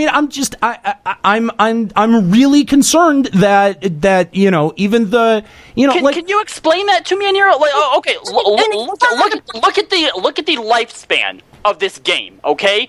It has been out for, 3 weeks? 3 weeks! And you have already lost all your faith in Yoshi P after all that he's done for the game, and 3 weeks kills it for you? Wow. Take it a little bit more seriously. 2 bosses? Take it a little bit more seriously. No, between the dungeons, between Alexander, I mean, everything. There's nothing in here that says, that they're going to increase the challenge. They're gonna step up the challenge gap. No, they're gonna take animations out of Coil, but they're not gonna take actual mechanics out of Coil and put them in dungeons. Was any of the new dungeons harder than Aurum Vale? No. Or is Zamael Darkhold? No. Part of Aurum Vale, it's just long. Oh, Nika, are you saying that people don't struggle with Aurum Vale? Well, the bosses. Problem with Aurum Vale. No one has problems with the trash. Because it's long and it has Nika. No one has problems with the trash pulls on Aurum Vale. No one. People farm them for XP. Yeah, because the bosses are too hard. They're too hard. That's why people pull the fucking first room. Because people are functionally retarded and they can't get past the first boss. I don't know. I've never had an Aurum Vale that's like vote abandoned. Oh my god! I so many. I have nightmares about Aurum Vale. I have nightmares about Aurum Vale on the level that I don't have nightmares about fucking Coil. 1.0, that was hard. I don't have nightmares about Coil encounters. I have nightmares about fucking getting 3 new people in fucking Copper Bell hard. That's what I have nightmares about. Okay, then your answer is they need more challenging content, but here you're saying Aurum Vale is a dungeon that's too hard. Remember when they added the first level 50? I'm not saying it's too hard, Nika. It's not too hard. It's really easy. You see other people who can't do it fuck it up constantly and complain that it's too hard, or don't even have the balls to try to encounter it. They just fucking abandon outright at the start. That's what I'm saying is the problem. The community is the problem. Stigma of AV's hard, so people abandon. It's like it's the same thing as we were saying about how with Alex Normal, 5 people go in, say it's too hard, so people don't even try. That's the same shit with AV. They go in, they go, oh, people said this is hard. I had a bad time with it once. It's too hard. I'm quitting. Like nothing in this game is hard. You don't honestly see a problem that people dread fucking AV far more than they do Alexander? Come on. There's something wrong with that. Your content is imbalanced. That's the stigma from when that first came out. People couldn't handle it, and they gave up. It's not and that's too hard. It's not a stigma. I fucking wiped to it 3 weeks ago when I was leveling Dark Knight. No, it's not too hard. People are dumb. People are really dumb. But you're saying people in 11 weren't dumb? Yeah. No, I'm not saying that. People in 11 were dumb. But it seemed that there was way less dummies. I ran into him way less. The content was way easier. No, the reason you didn't see the dummies in FF11 was because you didn't queue up randomly with them. You got in your link shells, There was you no had such thing people as that you that. knew were competent, and you didn't bring the dummies along. Yeah, that's that's why true. you The didn't run dummies into were this. out there. That's true. That's true. The truth is out there. No, the dummies were out there. They were still level 50 because they couldn't get to 100% 75. Tank and spank. There was nothing that you had to be aware of. Like, I think 85% of my endgame was me just pushing a button and watching TV because it was so easy. It's a lot harder to notice the derps when the content is easier. When That there's is content true. like How many Coil where times- one mistake is an instant wipe of the entire raid, it's way easier to find the dum-dums. In 11, they were definitely there, but you think they're better players because the content was easy, not because the players were better. No, she's right, because how often would you be in an event in FF11, and when someone died, you just kicked them out and shuffled into new... Someone else, yeah. Imagine in your AV in here, where you kept wiping and wiping. If every time somebody died, a new one just popped up in its place. Wouldn't be that hard anymore, would it? You wouldn't notice all the dumbs. Like, 11 was just throwing people at it, like how friggin' Pandemonium and AV were like 12-hour fights. You just throw people at it till it dies. And that's what happens. That was the content in 11. But nobody's sitting here saying put 11 into 14. I mean, Juxta asked the hang on. Juxta asked the valid question of what a qualitative what we thought of the player base between 11 and 14. That's it. We're not making we're not comparing content. That was 2 shows ago. We did that already. Okay. Well, we're looking forward here. I mean, we keep bringing this back to 11 like that's somehow relevant. That's not relevant. I mean, I have an overall sense that the 11 player base was better. Yeah, probably because I didn't run into the fucking retards as much. Okay, but you know what? That doesn't excuse all of the bads, all of the bitching, all of the complaining, and asking for shit to get dumbed down. It doesn't excuse any of that. And as a player base, we should be fucking ashamed of that. I'm ashamed of that. I'm ashamed of all of you people out there who are going, it's too hard. It's not too hard. Nothing in this game right now is too hard. Nothing. Not one single thing. There's nothing that's structured unfairly. There's nothing that is too difficult. And you know what? If you're failing it, try with a different group of people. So let me ask you this. These same people right now who are saying it's too hard, in 3 weeks' time, do you still think they'll be saying it's too hard? No, they're not going to say that it's too hard because they're not even going to bother challenging Savage. That's why I'm saying no one should listen to this shit. No one should listen to this fucking no one bitching. is listening but you. No, it's real. Go. Have you looked at Facebook groups recently? Have you looked at the official forums recently? We're gonna use Facebook groups as the standard after our community episode where we say their shit. Stay away from them. Our audience, our listeners are very smart players. They're in general very good players. Yeah. Okay, I'm not necessarily talking directly to our audience. I'm talking to the FF14 community as a whole. This is a problem, guys. It's a fucking problem. And if you want this game to continue to be relevant and to hold a player base, then there's got to be something that is challenging the endgame players. And if you keep asking for stuff dumbed down like Steps of Faith or Hunts asking for that shit to be deleted, you're going to get a continually stupid game that doesn't challenge any of the players, just like Alex Normal. That's what you get. Normal wasn't supposed to be challenging. That's what you get. It could have been. It could have been, Nika. It could have been challenging. It could have been more. It could have been more challenging. Story mode. Why would you want story mode challenging? That would cause more bitching. The whole point of it was just for those players who pay their $12.99 a month to get on Garden, Farm, and Glamour and not care about endgame. There are a huge percentage of players that don't want to do endgame, and that's fine. It's their money. They can do what they want. This is their version of endgame, so they can see the endgame story, and that's fine. Here's your story. Go away. Shut up. That's not supposed to be challenging at all. Savage mode and everything else that will come out from here on forward is meant for the end game player. No, it could have been. Saying. I think that Aniero, correct me if I'm wrong here, okay? Because yeah, maybe the game needed a story mode, but what he's saying is story mode should not have been this easy. Yes, you could have still given story mode a challenge. Yes. Have you done floor 4 yet, Kallo? Hold on. I'm going to respond to Aniero now, okay? That's what he's saying. Aniero, there are also a lot of people saying it's too easy, okay? You will not please everyone. We know that, okay? From our years of Limit Break Radio, we know that you are not going to please everybody, okay? Or anybody. People who are still saying that even this story mode is too hard, right? I think it's such a small minority. Like there's gonna be those people, okay? The people who thought, who wanted the story mode and went into this and you know, it's everything they wanted, or just whatever, right? They're not gonna be like, oh yeah, that was good. Let's go to the forums and talk about how that was what we expected, and now we're good. You guys can have your challenging content. We're sated now. You know, no one's gonna go and do that. The people who want it to be easier are gonna be even more pissed off now because I thought they were gonna give it to us easier. And you're right; those people are toxic, poison shit. They're idiots and they're bads. And they ruin the game for the rest of us. They make the rest of the game worse because they advocate for shit. That's what I'm failing to see here. There being an Alex story mode that's so easy does not ruin your game. Because Alex Savage will come out and you can challenge that and it can be as hard as you want it to be. But the fact that Alex Normal exists does not matter at all. What he's afraid of is if they listen to people saying this is too hard, that they're going to dumb down They're more. not. Yes. Yoshi just literally is not going to adjust it. Hang on. Wait. Hang on.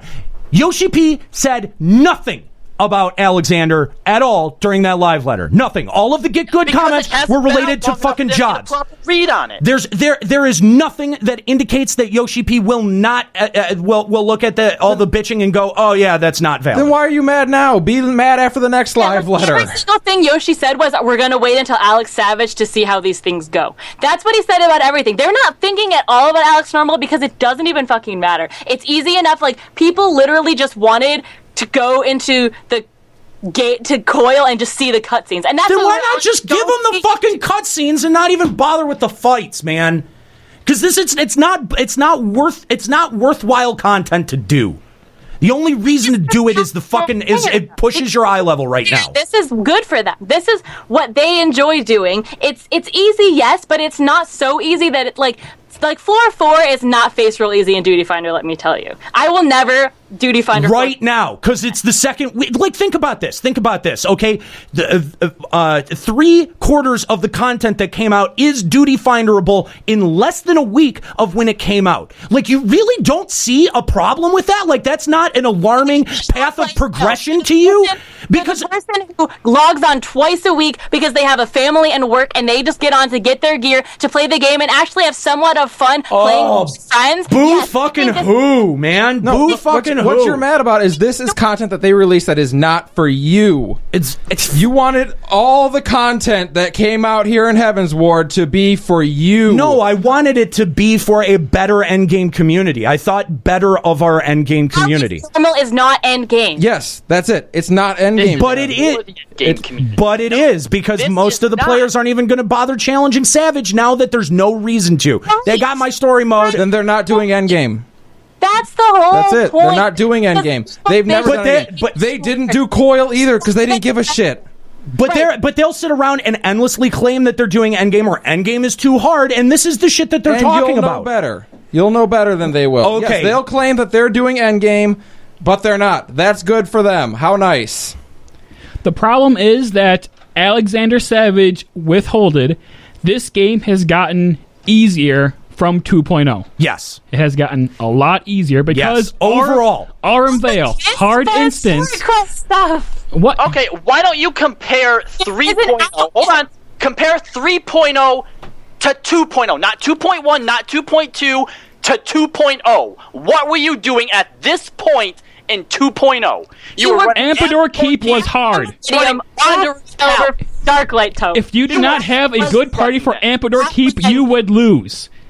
I can face roll both of the endgame in dungeons for Law easily at item level 145. You could not do that in Ampedor Keep at 2.0. It's just everything's getting easier. Everything. And that's alarming. If you don't find it alarming, you're not paying attention. That is truly alarming for the state of this MMO. I don't think so, because they told us that Alex Normal was going to be easy, and they told us this is a story mode for the casual players. The real content will come 2 weeks after that. We have known that for months. But yet everything else in 3.0 has gotten easier. They said the world would be dangerous. It's not. Yeah, they have. This is not dangerous. Let's hang on, Nika. Most of the other X primals in this game. Let's just stop and focus on this point for a second. They haven't not one of their promises from what they were saying about the zones or the encounters has paid off in the least. Not one. They said the zones were going to have a sense of danger. They fucking didn't. Okay, they said that that the Alexander encounter was going to be like Coil with Echo, and it's fucking not. I mean, like, at this point, why should I even believe that the 24-man raid that's going to be coming up is going to be, isn't going to be attached to some old Final Fantasy? I mean, he said that it's not. It's going to be completely original to FF14. But they've gone back and they've negated everything that they've said during the development of this patch. Something I need you to do something to get a little specific on something for me, Aniero. You said just now they promised that Alexander Easy would be Echo with Coil, right? We did turn 1 the other day, okay, or the first boss, first floor one, yeah. I did turn 1 Coil, obviously, with Echo, Cicadus, or whatever the fuck it was. Those were equal in difficulty as far as I could see. When I did Coil 1, it was with Echo, and that was exactly the same difficulty as what the Oppressor was. Except. And everything. It's like legitimately the same. Except you didn't challenge that Coil content until 2 or 3, maybe 4 or 5 months after it came out. Second Coil was already out by then, and then you went back and started doing. You had during crazy first Coil. eye level. You're after missing that. what he's saying. You're talking, and you're talking is now. Equal to Alex Savage. Yes, but it's equal. Normal, I mean. Nika, it is equal.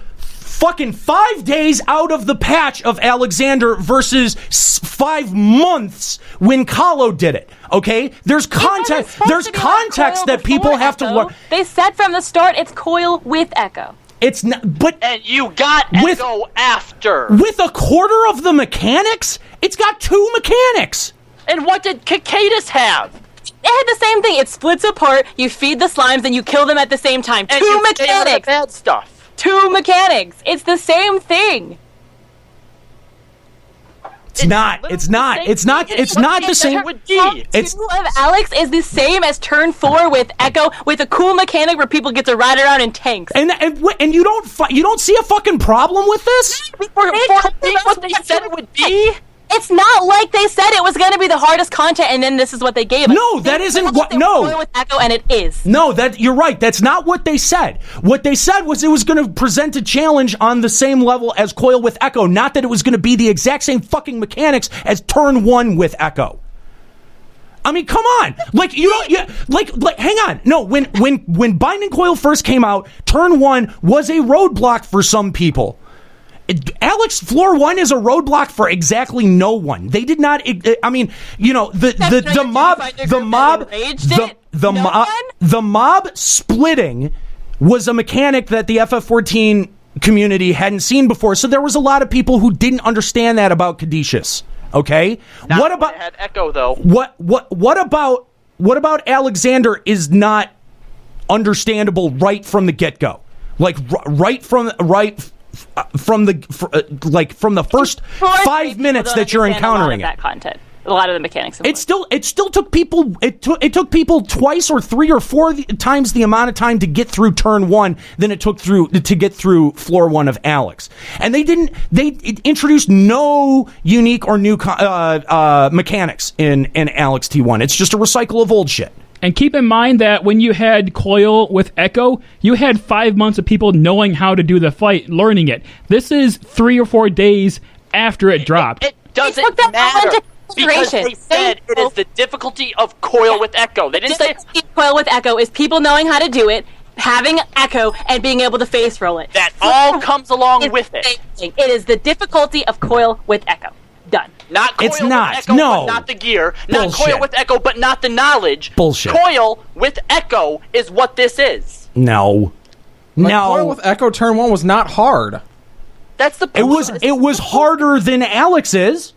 People struggled with that for a longer amount of time than they did. Fucking people were clearing floor 1 Alex in fucking 35 minutes of when it came out. And when Coil 1 had Echo, they were doing the same thing. No. Well, I don't know that it's exactly fucking comparable because you had 3 to 4 months of learning the mechanics. But when they made the comment that it will be comparable to Coil with Echo, that's part of it. Yeah, they had all that time.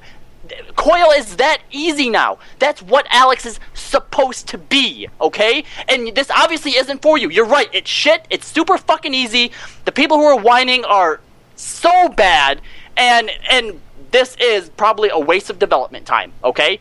When it comes to us, you're absolutely right. What you want, okay, and what I would hope... It's not just... And it's not...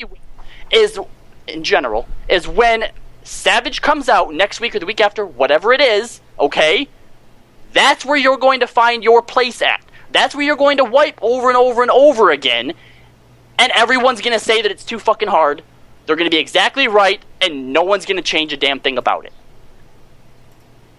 That's bullshit, man. I mean, I don't like that. I don't want that. Why do you want that for your game, man? It's dumbing down the entire game for everybody. Yes, exactly. Okay, but we've had this debate time and time again over whether there should be a story mode. We know. We don't like it. It's not for us, but for the average welcome to the world. Player, it's welcome good. to 2015. Okay, so where is this content going to fit in when 3.2 is out? What? For people who want the story. That's it. That's everyone will have the story at that point. Everyone's already had it. Not the new players, not the... Oh, okay, yeah. So, Nika, do me a favor. Right now, while we're sitting here, go ahead and queue for any of the fucking turns of Coil and see if it pops by the end of this show. I guarantee you it won't. If you disappear from my screen... Exactly. Why are we going to make... That's why they made it easy enough that you could do it that quickly and that easily. Because the average new player and casual player won't be able to do it later on. So they made it easy enough for people who just want the story. So let's just, let's just make more irrelevant content. Your whole problem before was trying to get people to go back into the old content and continue to help the newer players as they come in. No, with something this easy, you won't have to. My problem is that they're not incentivizing things at all. That's why I think there will be, hopefully, some kind of upgrade between the two Alexes. If not, then this content will become totally irrelevant. It will become totally irrelevant. People will go back and level their alts through and gear it up through Alex normal. Will anyone even bother doing that? Because we'll have the next thing of fucking tomes, and that gear is going to be better than the 190. Well, if Savage is stupid hard, another 10 levels of Alex of eye level isn't going to make it suddenly easy. There are people at the launch of 3.0 or right before the launch of 3.0, people still struggled on the final turn of Coil. Like, if there had been an easier mode, people have gone to do it. I don't know. I don't think you want me to queue for? I'll totally do it. Whatever one you think is most popular, do it. From Coil turn? For any turn, any Coil, doesn't matter. I guarantee nobody's doing that content. Well, look at it this way. If Alex Normal becomes completely 100% irrelevant, let's say at 3.2, 3.4, whenever, it's now completely, horrendously irrelevant. Maybe SE looks at it and says, oh, guess we don't need to do that next time. And you get what you want in the end. Maybe they'll do a weekly quest like they did with Crystal Tower. But who's done that shit since 3.0? No one? Well, I don't think we ever expected them to keep 2.0 content relevant through 3.0. Well, no, but this is the heart of what I'm saying. Incentivize your content properly, and then you're going to be able to direct people wherever you want. But that doesn't mean that you have to listen to the fucking idiots who sit there and say, "Oh, this content that is clearly too easy is too hard." So that is not basically valid. What we're doing is we're waiting for the next live letter to see if they do or not, because we don't know. We don't know. Kind of, yeah. Like, all they've talked about is the response to jobs. It makes sense that they wouldn't address the comments on Alexander yet. It's only a week out, and anything that people say here is knee-jerk, and if they were to base their opinions off knee-jerk reactions, then they're morons. Well, of course it's knee-jerk. This whole fucking discussion is knee-jerk. It has to be. Exactly. No, I mean, that's the nature of this topic. This whole discussion is full of jerks. And dicks. And dicks. And dicks. Guys, Naxar Hid asks, Is the guy raging and that Nika chick lovers? We can only speculate. None but of probably. us will ever know for sure. Except that I'm married, so I do think you will know the answer to that question. I just, I'd like to cross the lovers. I'd like to point. I would just, I'm just making a observation here that I would like to point out that if some people have been very frustrated with this discussion and have been like, oh my god, it's story, just move on already. This is fucking stupid. And right now we've got 423 people watching, which is which is probably, is that our record? Yeah, I think that's No, we were actually up to 429. I've been watching. Yeah, that's our record, and our chat room has never been more active than it has on this episode. So I would like to say something. So that's a win. Yeah. So, you might think that I'm a dick. I'm fine that you think I'm a dick, but I think that this is an important discussion worth having, and I'm fine being labeled a dick and going out on a limb and saying that this is fucked up. If in the end maybe we can have a little bit more of a discussion, an honest and true discussion about this, because you know what? I see a lot of other shows, I see a lot of other podcasts that want to kind of like paint rainbows on this, and they're like, oh yeah, it sucks, but it's probably not going to be anything. No, you know what? Let's fucking dig into this, and let's dig into it hard, and I'm going to say some shit that might piss you off, but in the end it's going to lead to a much more interesting discussion. I thought we had a pretty good discussion there. I think we had a great covered discussion. A lot of shit there. I would like to commend Aniero on something, all right? Dude, he stuck it out. Eskalia, shut up. Okay. Shut the fuck up. Hi, everybody. I never said I wasn't a drama queen. Beginning of the episode, when you said this is going to be a bumpy ride, I'm like, all right, Aniero's raged before. I mean, come on. He's drunk the tears of guild work on Alive on Air. Right? I wasn't expecting much, but you know what? You actually took it up a notch. I did. I don't think I've ever seen you bring the salt this hard, man. Well, hey, I think this is a really concerning direction for the development, and I hope you guys are right. I hope you guys are right when you say this is not going to this is not going to be what we consider endgame. But I'm also considered that what we do consider endgame is going to be 3 fucking encounters, and that's it.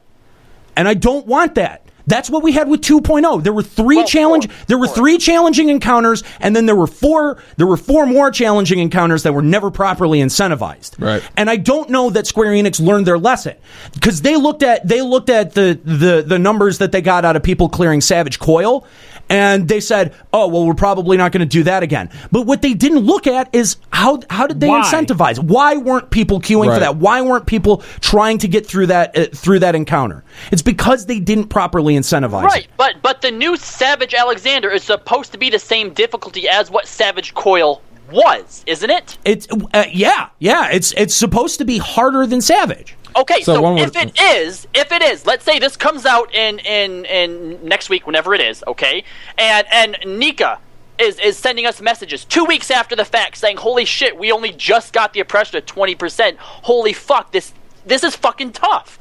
What would your reaction be to that then? If after 2 weeks, Nika's still on the first boss, grinding away at it. Well, first of all, I'd be kind of impressed. But secondly, then that brings up, are you just boosting up the difficulty only to extend the amount of life that content has? Because you'd have to look at the mechanics on whether or not they were completely valid or not.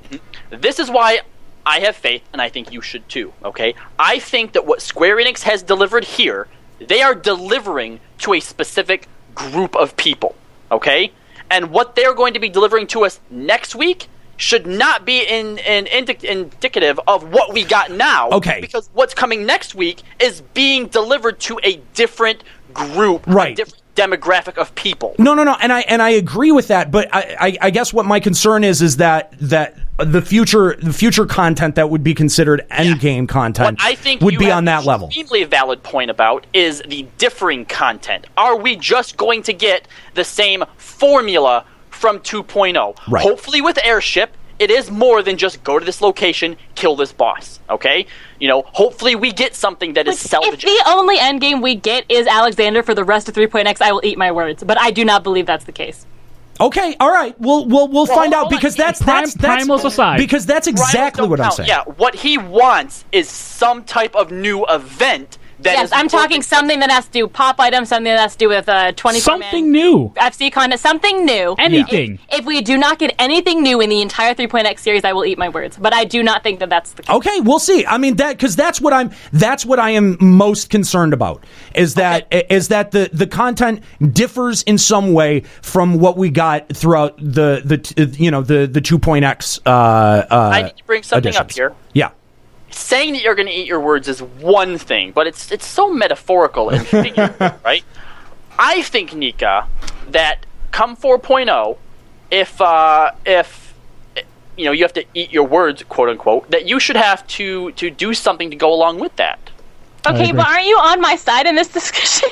Oh no, nobody's on anyone's side. There's no sides. There's no sides here. It's a discussion. I had all the same points. No, hold on. All right. Basically, I was kind of on my own side, right? I think that Aniero is right, that the problem here lies in the fact that there isn't anything new and interesting. I agree with that, too. But I am on your side in the fact that what we have now should not be indicative of what we're going to get out of Alexander Savage. Yeah, you said right, and I don't think it will be. If you have to eat your words, I am going to write you a song about how Dark Knight is better than Samurai, and you're going to sing it live on air. Yeah, I like this. Okay, fine. All right. So what does Aniero have to do? Game on. All right, yeah. What do I have to do? All right, and if it's the other way around, I am going to write an ode to the casual. That Aniero has. where he teases the casual player base for their contributions to the game. All right, fair. I like this. Fair. That's all good. right. That's a good one. All right. Well, that was definitely an interesting discussion. Thank you guys for all of your input in the chat room. We have been watching it despite, they're not responding to it at all. Yeah, not responding. There's so many comments. I mean, it's been moving so fast. And just like you guys, in the chat, get up in arms about it, it gets harder for us to focus on the chat when we're getting up in arms with each other trying to get through this conversation. Yeah, that's true. That's true. But, okay, so moving along, yeah. We have a caller who's been waiting super patiently. And it's an unknown caller. He called in from a landline, too, so... Those things exist? Yeah. Caller, what's up?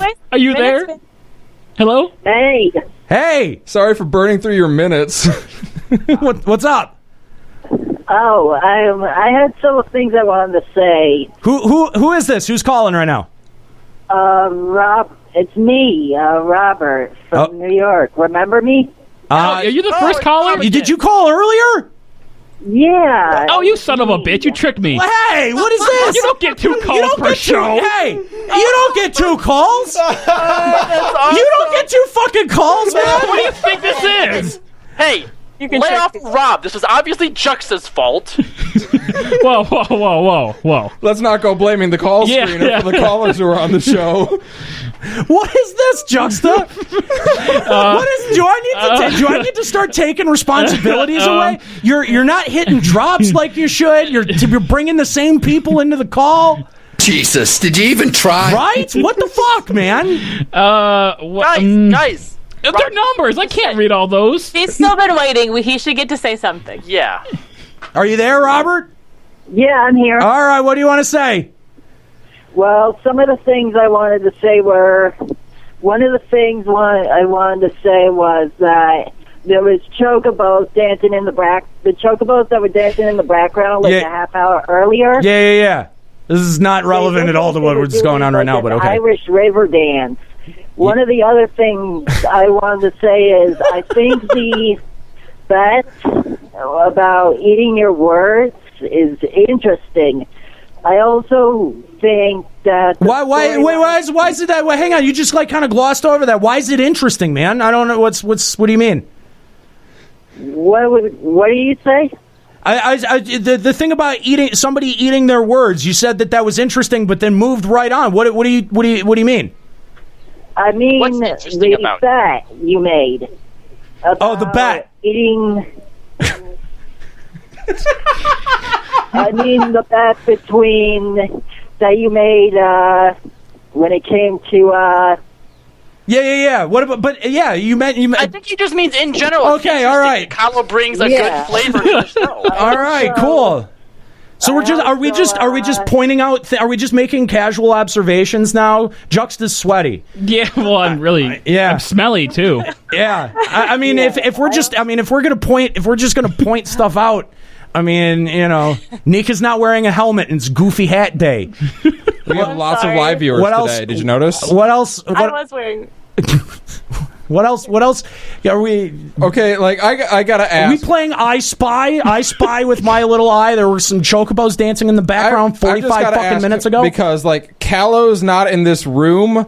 And that guy called in twice, and I'm just wondering. Kallo, you got really quiet. Yeah. What's up with that? No, this is my boy Robert. Back me have the same name. Oh my God. Oh, you are shitting me. If I was gonna troll you guys, I'd use a different name. Okay. What just happened? All right, Robert. Thank you. You suck at everything. Thank you very much for your calls. Your call plural. Has there ever been someone who called in twice? LBR first? LBR first. No, I'm not accepting that call. I'm not being fooled again. It could be. No. Not again. Jeez. Robert. Anyway, thanks. New York. Thanks for your call. Thank you for your call, Robert. We ask him who it is, and he introduces his real name and city instead of his character and server. Oh my goodness. Anyway, yeah, okay. Well, thank you guys for the calls and for the comments. If we get somebody on the line who really wants to dig into me and disagree with me, let's go ahead and take them. But all right, let's. But if we've just got people parroting our points, then I think we got to move on. We're running a little bit long. We're running over a little bit. Yeah. So why don't we take some emails? Who wants to take this first email here? I'll take an email. All right. I'll take an email. Let's since it's right on point here, we'll go with this first one. Okay. Hello, Limit Break Radio. Ziggy here. Been a fan for a very long time. I love all your podcasts, but I've never really contributed to you guys. So I thought I'd send in my thoughts, woes, and fears for Alexander. So as of patch 3.01, we have Alexander story mode. I was there for it as soon as the patch dropped. I jumped into the first party finder up. We watched the first cutscene. It was okay. We come across the first quote-unquote real boss, and we already saw a problem. Our reaction was, already? We tackled floor 1's boss. We wipe, of course, thinking we had to stand under the meteors like the Chrysalis. Killed it next pull, and we thought there would be more since it was so easy. Nope. Now this is what disappointed me the most. I skipped every single cutscene from here on out since it was so easy to go through. I wanted to see if every single turn was this easy. Oh boy. My party members ended up doing the same thing. We go into floor 2, clear that first go. Floor 3, 2 shots, we kill it. Finally for floor 4, I am glad this was somewhat challenging, but it still proved to be easier than an extreme primal. It took us 3 tries to down it. Very disappointing. The next line is what really bugs me out. Every single time I bring it up, people never listen. All I hear is, no, it's story mode, it's story mode. I seem to recall somebody saying it was coil standard, but with echo. No? This is where people don't usually reply back. So what if it is story mode? You can't make a end game raid, keyword being raid, here, because that's exactly what it was supposed to fucking be. Instead, we got a series of guild hests. I may be exaggerating here, but it is just a disappointment from Yoshi. He does not have faith in his players anymore, because all people do on the official forums is nag and whine and complain about stupid shit. Shark Soup, I'm looking at you. You know, and I think that's a great. I just want to magnify that point a bit here for a second. I think that's a great point. That it is disappointing that this is what Square Enix considers like how easy they think the content we want is. You know what I mean? Like I think that speaks to a lot to that. It speaks to the people who are the most vocal, though, and we've been complaining about this since day one of people talking about story mode. People literally just want things handed to them, and that's the way the player base is. No, it's true. Like this guy, what you're saying about it is exactly true, but the people who asked for it, not us, we didn't ask for it. We had a whole episode where we told people to get good, Aniero, all right? We didn't ask for this, okay? Let's be clear. We did not ask for this, okay? But there are people out there who did, and they got exactly what they asked for. This is not an end game. We just had this entire fucking discussion. Let me finish the email. Now we get Savage Mode. There is so many things bugging me already about this. First of all, I have been seeing people say shit like, all good, after a few months it will have echo, and general things the like. Yeah, I'm not fucking joking. People expect that shit out of Savage. I've seen this in-game on the official forums and Reddit. I don't know what to do, really. I'm about to unsub because if I want to do challenging content, I have to wait for story mode first, then get a carbon copy of the same thing with higher damage and expanded mechanics. Great point. I understand what the developers wanted to do with this raid. I really do. They thought by making it so easy and not having the weapons and better gear inside that it would make people want to do the higher tier raids. No. What this is doing is giving people an easy time getting through the content, getting gear, and they will now want it out of Savage and will complain to get it, as they're already expecting Savage nerfs. Hashtag as fuck. Thank you, everybody, at Limit Break Radio, for what you guys do for us mortals. We are immortals, that means. Yeah. I try to watch your show as much as I can, but it's very hard for me to do so. I look forward to more podcasts in the future, and I will try to support you guys in any way I can. Thank you for reading. Thank you very much, Ziggy. That was a great email. Thank you for being a long-time listener. This exactly puts a lot of my points very succinctly. Oh, yeah, absolutely. And I think the biggest one that adds something new to what we didn't cover a whole lot in our thing was, are the casuals now going to expect Savage to be nerfed? Okay, but I don't think so, because those are the people who weren't doing coil anyway. But they're just wanted the story. I think they will want that, but at that point, that's where we can collectively say, no, fuck you. No, yeah, I think that's where it's going to be cut off. Nika, that's the thing, is that they're going to bitch that they now. Oh, we're locked out of the gear. It's not fair. We don't get the same gear. Go fuck yourself. You know what? There are probably people that will happen to. I can think of a couple people right now that will probably say that. When it happens, I'm going to go full blown Aniero on them. And my concern is that Square Enix will listen to that and go, okay. See, I don't think so. I think story mode is their answer to those people, saying you get some of the gear, you get the story, because literally the main complaint from people not being able to do coil was the story's really good and we want to see it. Yeah, but that was the main complaint. So I think people didn't care. The people who care about story and are more casual players don't care about being highest BIS in slot. They don't care about that. Then Ziggy brings up a good point. Why put the easy mode out first? Yeah, no, that is true, because most other MMOs will put out the unduty finderable one, or out first, and then a week later you release the easy one. That's true. I always thought it was just to give people time to gear up. That wasn't done, and Eskalia, that's a good point. The reason that I think they did that is so that it comes out in a way that the gear progresses upwards. Yeah, they wanted it to be, they wanted everyone to do the story mode first, get the gear, and then progress, so that maybe the people who do the easier mode say, oh, I've got this gear, the mechanics are fairly easy to understand, let me try Savage now. And I think they're trying to incentivize people who might not have tried coil before to try Alex Savage. And that's also true, because as you know, I did not do coil, right?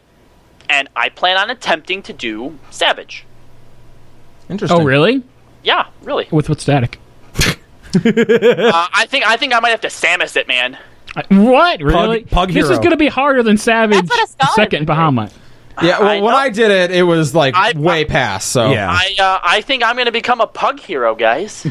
Yeah, okay. Anyway, thank you so much, Ziggy, for your wonderful email. That was that really very succinctly brought a lot of this discussion into. You gave him a vocabulary hand job. That's what you did. So our next email comes to us from Crowbar Mwar of of Bjorn Hilder. First off, love what you guys do. It's fantastic. I'm new to 14, but a longtime vet of MMOs, usually a tank, and I've been high-end progression tanks in WoW since vanilla. And I have to say, moving to 14 was something I regret not doing much sooner. I'm not currently tanking, just really taking everything in as Lancer. The story is great, and the world seems diverse and occasionally deadly enough to warrant caution, and that is probably the most refreshing thing about my experience. While in the field, I feel as though I'm actually in danger. I look forward to making this my new home and mastering its many trials. Again, great job with the show. Thank you very much, Crowbar, for the email. And let me just tell you, you're not going to feel like that once you hit 60. I don't think I felt like that anytime I was leveling to 60. I died, I think, one time because I caught aggro right before I jumped off a cliff. That's not being in danger. No, That's I only bad felt luck. like that when I was like level 53 getting ether currents in a And level that's you being 58 dumb. area. It was just the part around Ukzok Bendu or whatever has a lot of mobs with like if you outrun, you're going to run into another one, and then you can't click on the ether current. That's true. No. Especially as a Why paladin, did you like go it would get take your forever ether to current click. then? Like, you can't even get all the ether currents at that point. Nerf the ether currents. I don't Yeah, wanna you know have to what? deal- If they would have just gave us flying, that wouldn't even been a problem. Yeah. Why didn't they do that?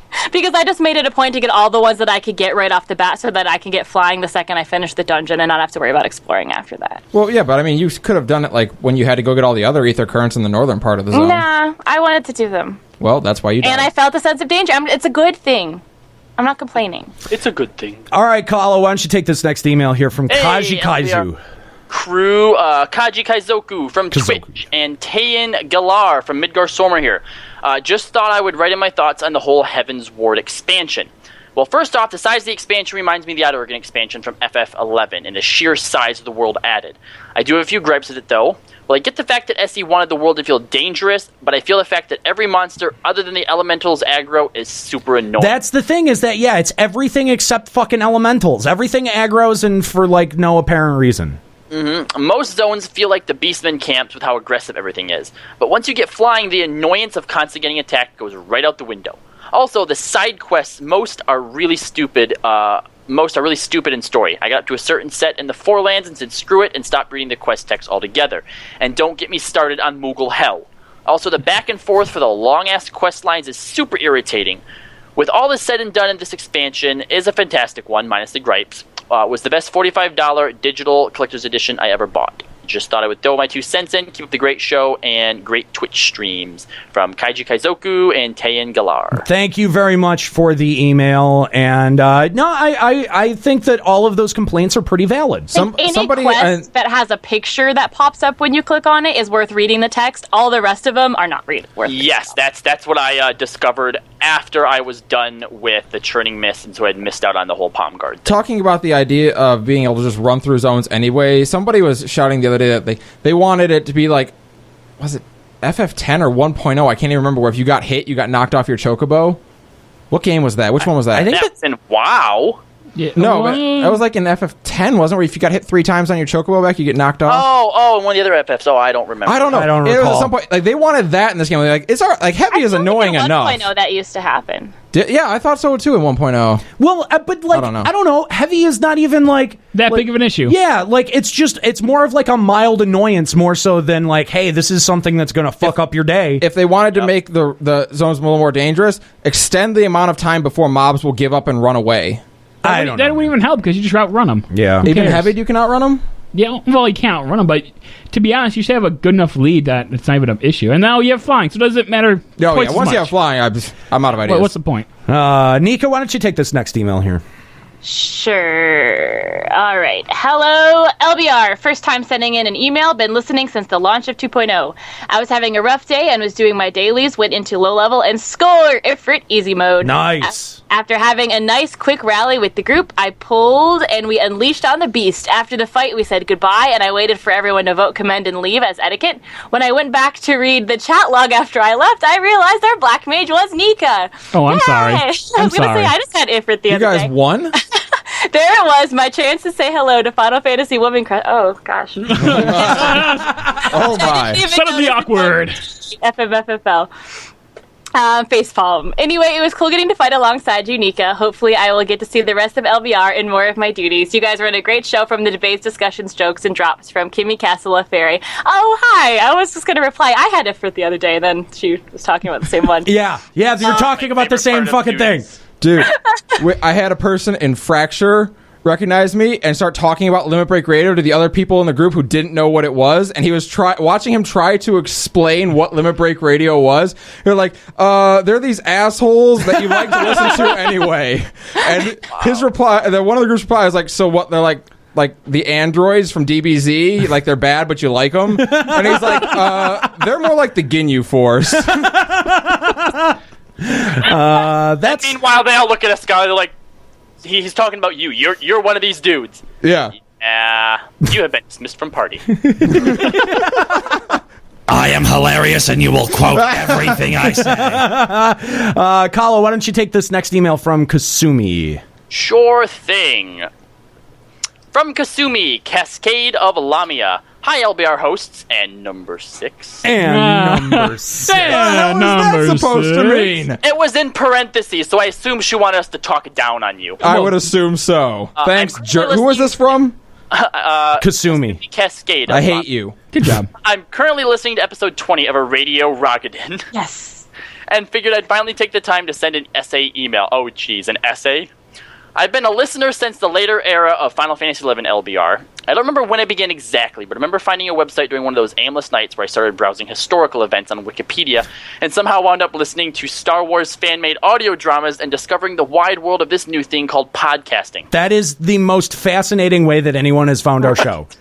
Ever in the history of people. Most people, it's like, oh, somebody in my link shell told me about this, or I was looking for Final Fantasy podcast. Yeah, exactly. That's new. That I have not heard that one before. Star Wars connection. Audio drama. So, yeah, is that a thing that I need to look up now? By the way, where do I find that? Yeah. I was instantly hooked on the dynamic of the hosts and the interesting takes on the various content of Final Fantasy XI. At that point, I never had the opportunity to play Final Fantasy XI due to an abysmal PC specs and no income for a monthly subscription. However, as a die-hard Final Fantasy fan, since my first exposure to the series, the concept of an online Final Fantasy main series game blew me away so much that I spent lots of my downtime the following years listening to your podcast, reading up on guides and lore just to experience all I could of Vana'diel. Even after the disappointing at best release of Final Fantasy XIV 1.0, I still anxiously awaited the PS3 port we never got. Once A Realm Reborn was released, I bought the PS3 version within the first few days it was available, despite still having no income at the time. During my free month, I learned that my gaming hobby would never be the same. Shortly after the PS4 release, I finally had enough of a steady income to maintain a monthly subscription, and I haven't stopped playing since. I've since upgraded to the PS4 Collector's Edition and pre-ordered the Heaven's Word Physical Collector's Edition, and even converted my girlfriend to an FF14 addict despite her disinterest in most RPGs. I participated in Early Access, and it's already one of my favorite gaming memories. It was truly an experience unlike any other. For as long as I can remember, I've grown up with the Final Fantasy franchise, emotionally invested in every new announcement and release regardless of its actual quality. And ever since the Final Fantasy XI announcement all those years ago, I've spent thousands upon thousands of hours and hundreds upon hundreds of dollars trying to experience an online FF world, and now I'm finally able to experience new content alongside the rest of the community. After pushing through Ravana for the first time with an entire party of first-timers and learning the mechanics through trial and error rather than a video guide or tips from someone in the party, the realization of it hit me, and I found myself on the verge of tears. No other emotion can compare to that sense of such long-awaited accomplishment, and the fact that I experienced it with a realm as wondrous as Eorzea is icing on the glorious Ishgard-sized cake. In a way, I believe I can empathize with Kallo's attachment to FF7 with my own attachment to Final Fantasy XIV at this point. I'm also so blown away by how different the two FF MMOs are, and it excites and worries me to think about how the next one might also be just as different. As of writing, I'm locked out of level 59 main storyline quests and struggling to get the required XP considering I've completed every side quest available. However, in regards to gated content, I like to think of it as the second disc of a PS1 era FF. That's a great way to think of it. But you're not able to unlock the content until you've reached the point where it becomes relevant. I love that. And in a preemptive response to those who I'm sure will cry and a $40 price tag, I have one thing to say. While you feel your $40 entitles you to play the content as soon as you want it, I feel the nearly $1,000 I've spent to experience an FF MMO in general entitles me to tell you to fucking deal with it. That's what's up, Kasumi. What up? Anyway, sorry about the massive email. Thank you all at LBR for the entertainment you've provided the community for years. Your opinions and theories are all interesting enough to maintain your large and growing fan base, which speaks for itself towards the quality of your show.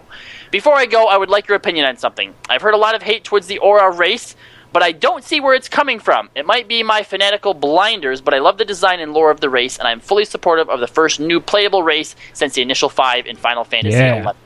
Do you guys believe the hate bandwagon is warranted? No. And if so, why more than the common casual jokes towards the Lalafell and Rogdoran designs and Dragoon class?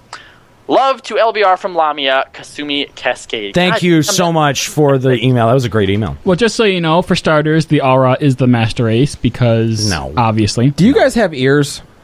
What? Yeah, they're hiding.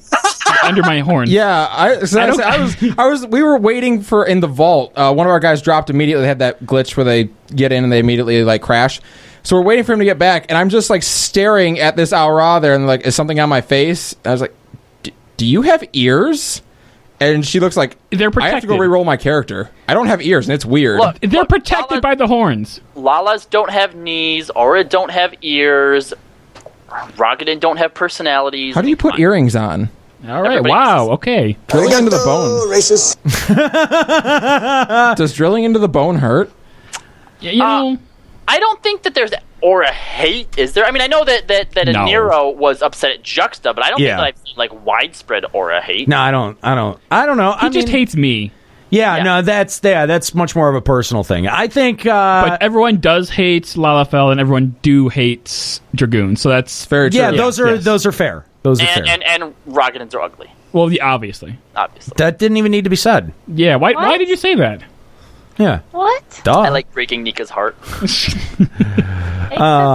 There's no... I hate the way you pronounce it. By the way, the person in the email did not spell it Rogdarin. They are not stupid like you are. Rogdagurgan. Rogdagurgan. I like Robot. That sounds fair. Yeah. And our final email, Eskalia, have you read one yet? Nope. Okay, read this final email from Diamelos here. I just started listening to episode 20 and decided I wanted to get my thoughts out of there before I get distracted by Alexander and forget everything. I'm only half an hour into the episode, so I apologize if I repeat something you guys already said. So he's emailing us during listening. Yeah, well, that's fine. Fair enough. LBRception. As for gating content, I feel the only people who complain about things like that are the players who play MMOs for the grind. These are the same kind of people who ages ago would spam myth flocks every Tuesday until they were capped on myth tomes and only log in for coil after that. Then they wonder why they are bored with the game a month or two into the patch. Honestly, I don't feel that these kinds of players are what FF14 needs. The people who want a leveled character are the worst of this kind. People who want a leveled character are the worst of this kind. We already have tons of people who refuse to read their tooltips and learn how to play their class, and it was really apparent at 2.0 who the people who fate ground up all the way to 50 were. These people had no idea what their abilities did, how to deal with simple mechanics, and could not pull off their class rotations to save their life. Hand people like that a pre-level character, and it would make that problem worse than it has ever been. Amen. Leveling is part of the game. I understand people approach this game with different mentalities, but leveling from 50 to 60 reminded me how fun leveling is. Thinking about your next ability and looking forward to it is fun. This is a game. Play it. People are basically complaining that they have to play the game that they just bought. If someone is really in it for the grind, there are games out there that cater to that playstyle. I don't feel that these players really enjoy FF14 for what it is. If you need your grinding fix, go play WoW or WildStar, because that is what you seem to want. Also, as a side note to all the people who complain about gated content, I managed to speed level the character I made on Sarg back in 2.3 to 50 with 2.0 without fate grinding, done in 2 weeks, and then did the 2.1 to 2.4 story in a weekend. Granted, this is skipping most of the story and stuff since I had already done it on my main, but if these people don't care about that, it really doesn't take a whole lot to get through the 2.x story. Diamelos. P.S. I swear I never heard people bitch and complain about an expansion so much in 11, yet between Reddit, Shout Chat, and even some people in my own FC, I see it a lot for 3.0. To be fair, there's a lot more forum to bitch than there was like when Chains of Prometheus and Rise of the Zillar came out. Yeah. Twitter, I haven't seen Facebook, a lot of Reddit, those did not bitching exist other at Rise. The main things we were talking You're going to go bitch on your MySpace? But we did have game FAQs. Oh, yeah, there was. You could bitch on the game FAQs forums. There was. That was rewarding. There was game FAQs. You are right. You are right. And that was as much of a cesspool of shit posts and morons as any of the official forums or idiots doing idiot things because they're idiots. Yeah, that's pretty much it. Yeah. It's a great way to put it. I used to venture there myself. I was actually... of course you did. I was actually well known in my circle on the Super Smash Bros. Melee forum. Tell us about your Game FAQs fame. I was part of the super cool group Badasses. Badasses. Yes. And we had a secret forum that nobody knew about where we talked bad about the other forum users. Oh! What a high school clique you had going on. Because we were badasses. How old were you at the time? Like 14. Oh my god, of course you were. Of course. Maybe more like 17. You were one of those kids. So I know we've had a lot of contentious issues on the show here today. But have we? I thought it was pretty smooth. It's it's not just this nonsense. With Alexander bitching and complaining about hunts or whatever content. There's also been fat chocobo stacking that's been happening. Yeah, so, yeah. Are we getting to what's important finally? Thank God. I'd like to share, as a bit of a palate cleanser, I'd like to share this video from our good friend Demno. You guys earned this. You earned it so hard today. The birds and the bees are flying in the trees. The sun's in the sky. Just for you and I. Just walls, like lots of fat chocobos. My God. I love that it actually looks like they're stacked, too. Oh my God, look at that bridge. You shall not pass. I have not seen this kind of organization since FF11. You know what? Where's that quest at? 'Cause my fat chocobo still can't fly. Your fat chocobo's lame. It's in Dravinian hinterlands, I think. Oh yeah, I must hit. It's not at the Dragon Tower. It's at the other point. I can't remember. Right, what it's called. when I got into the hinterlands, I just started doing MSQs, and then I did side quests. Yeah, it's the side quest there. Yeah, Is the one. never did. It's the same quest that makes your personal chocobo fly. Oh. Here you go. Fat chocobo tower stacks. Wow, that's really... This is actually what the next 24-man raid is going to be. You have to get up there that way. This is the new thing, chocobo stacking. Like, fuck planking, fuck Batmaning, this is where it's at. Actually, after this happened on Balmung, I think is what server they play on, people on our server took the fat chocobo and made a big heart. Yeah, it started spreading around Twitter like crazy. And you see a nice smiley face at the end. So thank you, listeners. You guys earned that today. Of course, big shout out to Denmo. You can find him on YouTube at Denmo McStronghuge. Of course, making a whole ton of excellent FF14 videos and content. So make sure that you are subbed to his channel. You will not regret it in the least. And one thing that happened over the past couple of days, I actually made a post about my nephew that is 5 months old as of a few weeks ago, and he has a heart defect. He has hypoplastic left heart syndrome. So basically, that means half of his heart didn't develop, and it won't develop ever. And so he went through 2 surgeries so far. Went through it like a champ, so that was great. But the point I'm trying to get to is my sister had just a booster.com for just to sell T-shirts and raise some money. And she wanted me to post a picture that I'm going to post after I get home from this. And she also wanted me to read this on the show. So it says, thank you, Limit Break Radio and FFXI Del Taco Ashura for buying a Luke's Mended Heart t-shirt to help spread awareness for congenital heart defects and hypoplastic left heart syndrome. Hashtag HLHS. Hashtag CHD Jedi Knight. Hashtag I love my supporters. Hashtag blessed. Hashtag Juxta is my uncle. Hashtag future FFXX player. Hashtag my mommy loves Final Fantasy IV. This is the longest run of hashtags ever, and I loved all of them. Except for the thing about Juxta. What? I am his uncle. I'm not saying it's inaccurate. I just didn't say I love it. FF20. Yeah, FF20. Yeah, pretty much. Yeah. So if that's if that's something that you'd like to support and you'd like to buy a T-shirt, do that very quickly because it ends in like under 24 hours. Oh wow! So if you're live listening, I posted a link to it on the Facebook. Go ahead and make a post or make a donate or buy a T-shirt to help support. And thank you very much to Del Taco who did already. And it goes to support obviously a very good cause to help this help pay for medical bills for baby Luke. There you go. Here we'll go ahead and copy, and here we go. Here's the link. If you want to help out baby Luke, you can visit booster.com/Luke's Mended Heart. And we would encourage that you do that. That'll help out it'll help out future Final Fantasy players. So. Yes. So he's actually our youngest listener because she's listening, or he's listening right now with my sister.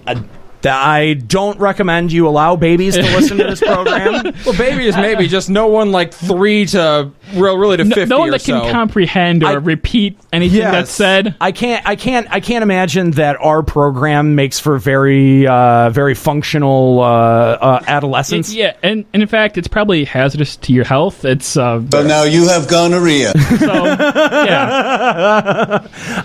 But that's the cool thing. I think that's the great thing about our audience. Our audience isn't stupid. Our audience can critically think through things and can understand when something that may sound like an argument on the air is actually an impassioned discussion, and add to that in meaningful ways. I mean, for as into the discussion as we got today, I don't think that anyone was truly upset or pissed off or Aniero sorry, you actually got Nika to say "fuck you" direct. Although I did that last episode, I guess that's not. That was the last episode. It should be pointed out for some people, because I see it a lot with people are like, do Nika and Aniero just hate each other? Because it's always them. It's always them. And half the fan base thinks you two are secret lovers, and the other half thinks that you two are probably fist fighting after every episode. No, I get Senpai if Nika leaves him for Aniero. I have dibs on Senpai. No one had personal feelings or was sad about that. Nobody's butthurt. I'm fine. But anyway, our listeners, if this is your first time joining us, and you think that this show is just a bunch of angry, jaded people bitching back and forth about how this isn't the game that they want, well, you're mostly right. You're not. Yeah, you're not wrong. You're not wrong. But you know what? We do it out of love. We do. Yeah, for wanting this game to get better. Exactly. And again, I'm not afraid to make myself look like the bad guy to be able to have a discussion in a direction that I think is that we think is important. Yeah. And that 400 of you thought was important. Yeah. I would like to point out before you make a overall opinion of us and decide fuck these guys, this wasn't worth listening to, I would recommend going and listening to an episode such as what was it? Was it 17? Was that the one about job homogenization? That's one of my favorite episodes. That was a great episode. Yeah, most of our episodes aren't this angry, is I think what you're trying to say. Yeah. They're passionate. They're passionate. Don't get me wrong. I got here today, and the very first thing you said to me after I sat down on the couch, and you looked at me and Juxta, and you're like, guys, it's going to be a rough one today. It's going to be a bumpy ride. And we glanced at each other like, what does that mean? So, all credit to you guys. You guys have really added to a really interesting discussion here, and didn't just shout down my opinions, even though they may not be the most popular. You guys gave me the space to vent and get all of my frustrations and my concerns out, and I appreciate that both as co-hosts, and that the audience allows me to do that too. Because I mean, it's just as easy that you guys in the chat could shout me down and tell me to shut up. But here's the thing, is you can tell me that, but I'm not going to do it. I'm never going to stop. I'm not going to stop talking. I'm not going to stop sharing my opinions. I'm not going to shut up, and I'm not going to dial them back because you don't agree with them. Oh God, no! I get texts and messages at 4 a.m. of him still complaining about shit when I'm trying to sleep. And thank you for letting him vent today, because if you don't, he beats us afterwards. So thank you for letting him get that out on stream. We appreciate it. Oh, come on, I'm not that bad. Wait. You beat Eskalia? Is it just me? Do it, dude! Do it right now. It's just me. Oh. But here's the thing. Here's the thing is that, there are people out in this community in the world that think just because we have a large platform, just because 400 people tune into our show just live, just because we have 20,000 people that download the show every week from limitbreakradio.com, or just because we are vocal people within this community, that then means that we are set on a different set of standards from your regular, average, everyday player of this game, or that we somehow have to blunt our opinions to make them more palatable for the widest audience. And you know what? That's what a lot of media organizations will do to you. Not just podcasts, not Final Fantasy XIV podcasts, but that's what a lot of media organizations will do to you. They will dumb things down to serve the, Eskalia, say it with me, lowest common denominator. I forgot about that. And you know what? We're not going to do that. All right, that's been our promise to you since day one. We said, look, we're not going to ask you for money right out of the gate. We're going to build what we think is awesome, and if you think it's awesome, then you know what? Walk the road and help us build it. Okay, and we did exactly what we wanted, how we wanted to do it, saying what we wanted, saying what we felt and what we thought. And we've got a ton of people. I just saw the Patreon not long ago click up to 1750. We've got 112 people that find that this is a product that's worth supporting. And it's not because they always agree with everything that I say, that Juxta says, that Kallo says, that Eskalia says, or that Nika says. We understand that you're going to disagree with us on a lot of different things. It's okay. That's okay. We invite you to disagree with us. It's okay to disagree. It's okay. It's also okay to call us and tell us that you disagree. And it's okay to argue your side. All of that is okay. It all adds to a really interesting discussion. Chaos is interesting. It's also good for you to call in and tell us about the chocobos in the background. Yeah, the chocobos in the back, or the gill sellers. We need to hear about that. Or the interesting thing with the eating hat. I'm still waiting for someone to call in, just shout penis as loudly as they can, and then hang up on us. We haven't had one of those yet. I want to get prank called. So you know what? The best way to do that would probably be to call in with actual phone. And pose myself from New York. yeah, that was pretty good. I got to give him that. That was pretty good. Yeah. Anyway, but like I was saying, agreeing with us is not a prerequisite for listening to this program or enjoying this program or getting involved in what we do here at Limit Break Radio. So thank you very much for your patience and for tuning in at Limit Break Radio, or at twitch.tv/Limit Break Radio. Again, if you're listening on the podcast, twitch.tv/Limit Break Radio is where you need to go to subscribe and follow and do all that good stuff. Join us on the live days and be a part of the fun. Be a part of the 404 people that are watching us at this very moment. Thank you so much, guys, for checking this out. Every time, it seems like every week we get the stream just keeps getting bigger and bigger. Yep. It doubled this week. It did. And it doubles next week. We'll be really excited. And you know what? You can join us again here next Sunday, starting around 2 or 3 in the afternoon for episode number 22 of Limit Break Radio.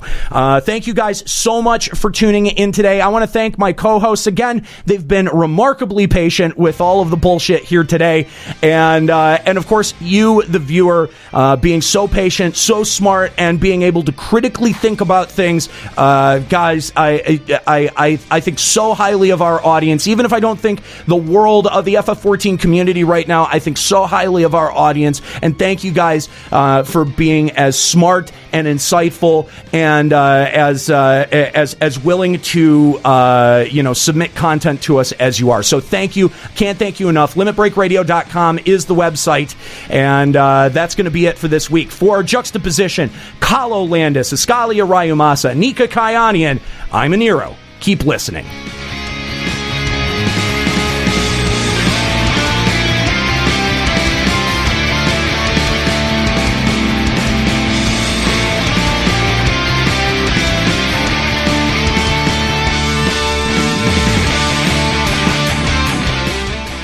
Limit Break Radio is a production of LimitBreakRadio.com and Bender Media Productions. Final Fantasy XIV and Eorzea are trademarks of Square Enix. Funding for Limit Break Radio is provided by Miri Kennett, Scry De La Rosa, Zurian Urexin, Satori Komeji, Karkwin Elbarn, Rajan Nelka, and fellow Limit Break Radio listeners. To support Limit Break Radio, visit patreon.com/Limit Break Radio. Opening music in this episode from Daniel Lambie. Listen to Man with the Machine Gun and other great tracks at facebook.com/Daniel Lambie Metal Gamer. Closing music in this episode provided by Husky by the Geek. Listen to this and other great Final Fantasy XIV and video game rock covers and original music at facebook.com/Husky by the Geek. In-game graphics for Limit Break Radio's Twitch stream are provided by Diamond Multimedia. Check out their line of AMD graphics cards and other hardware at diamondmm.com. Limit Break Radio and its hosts are solely responsible for its content.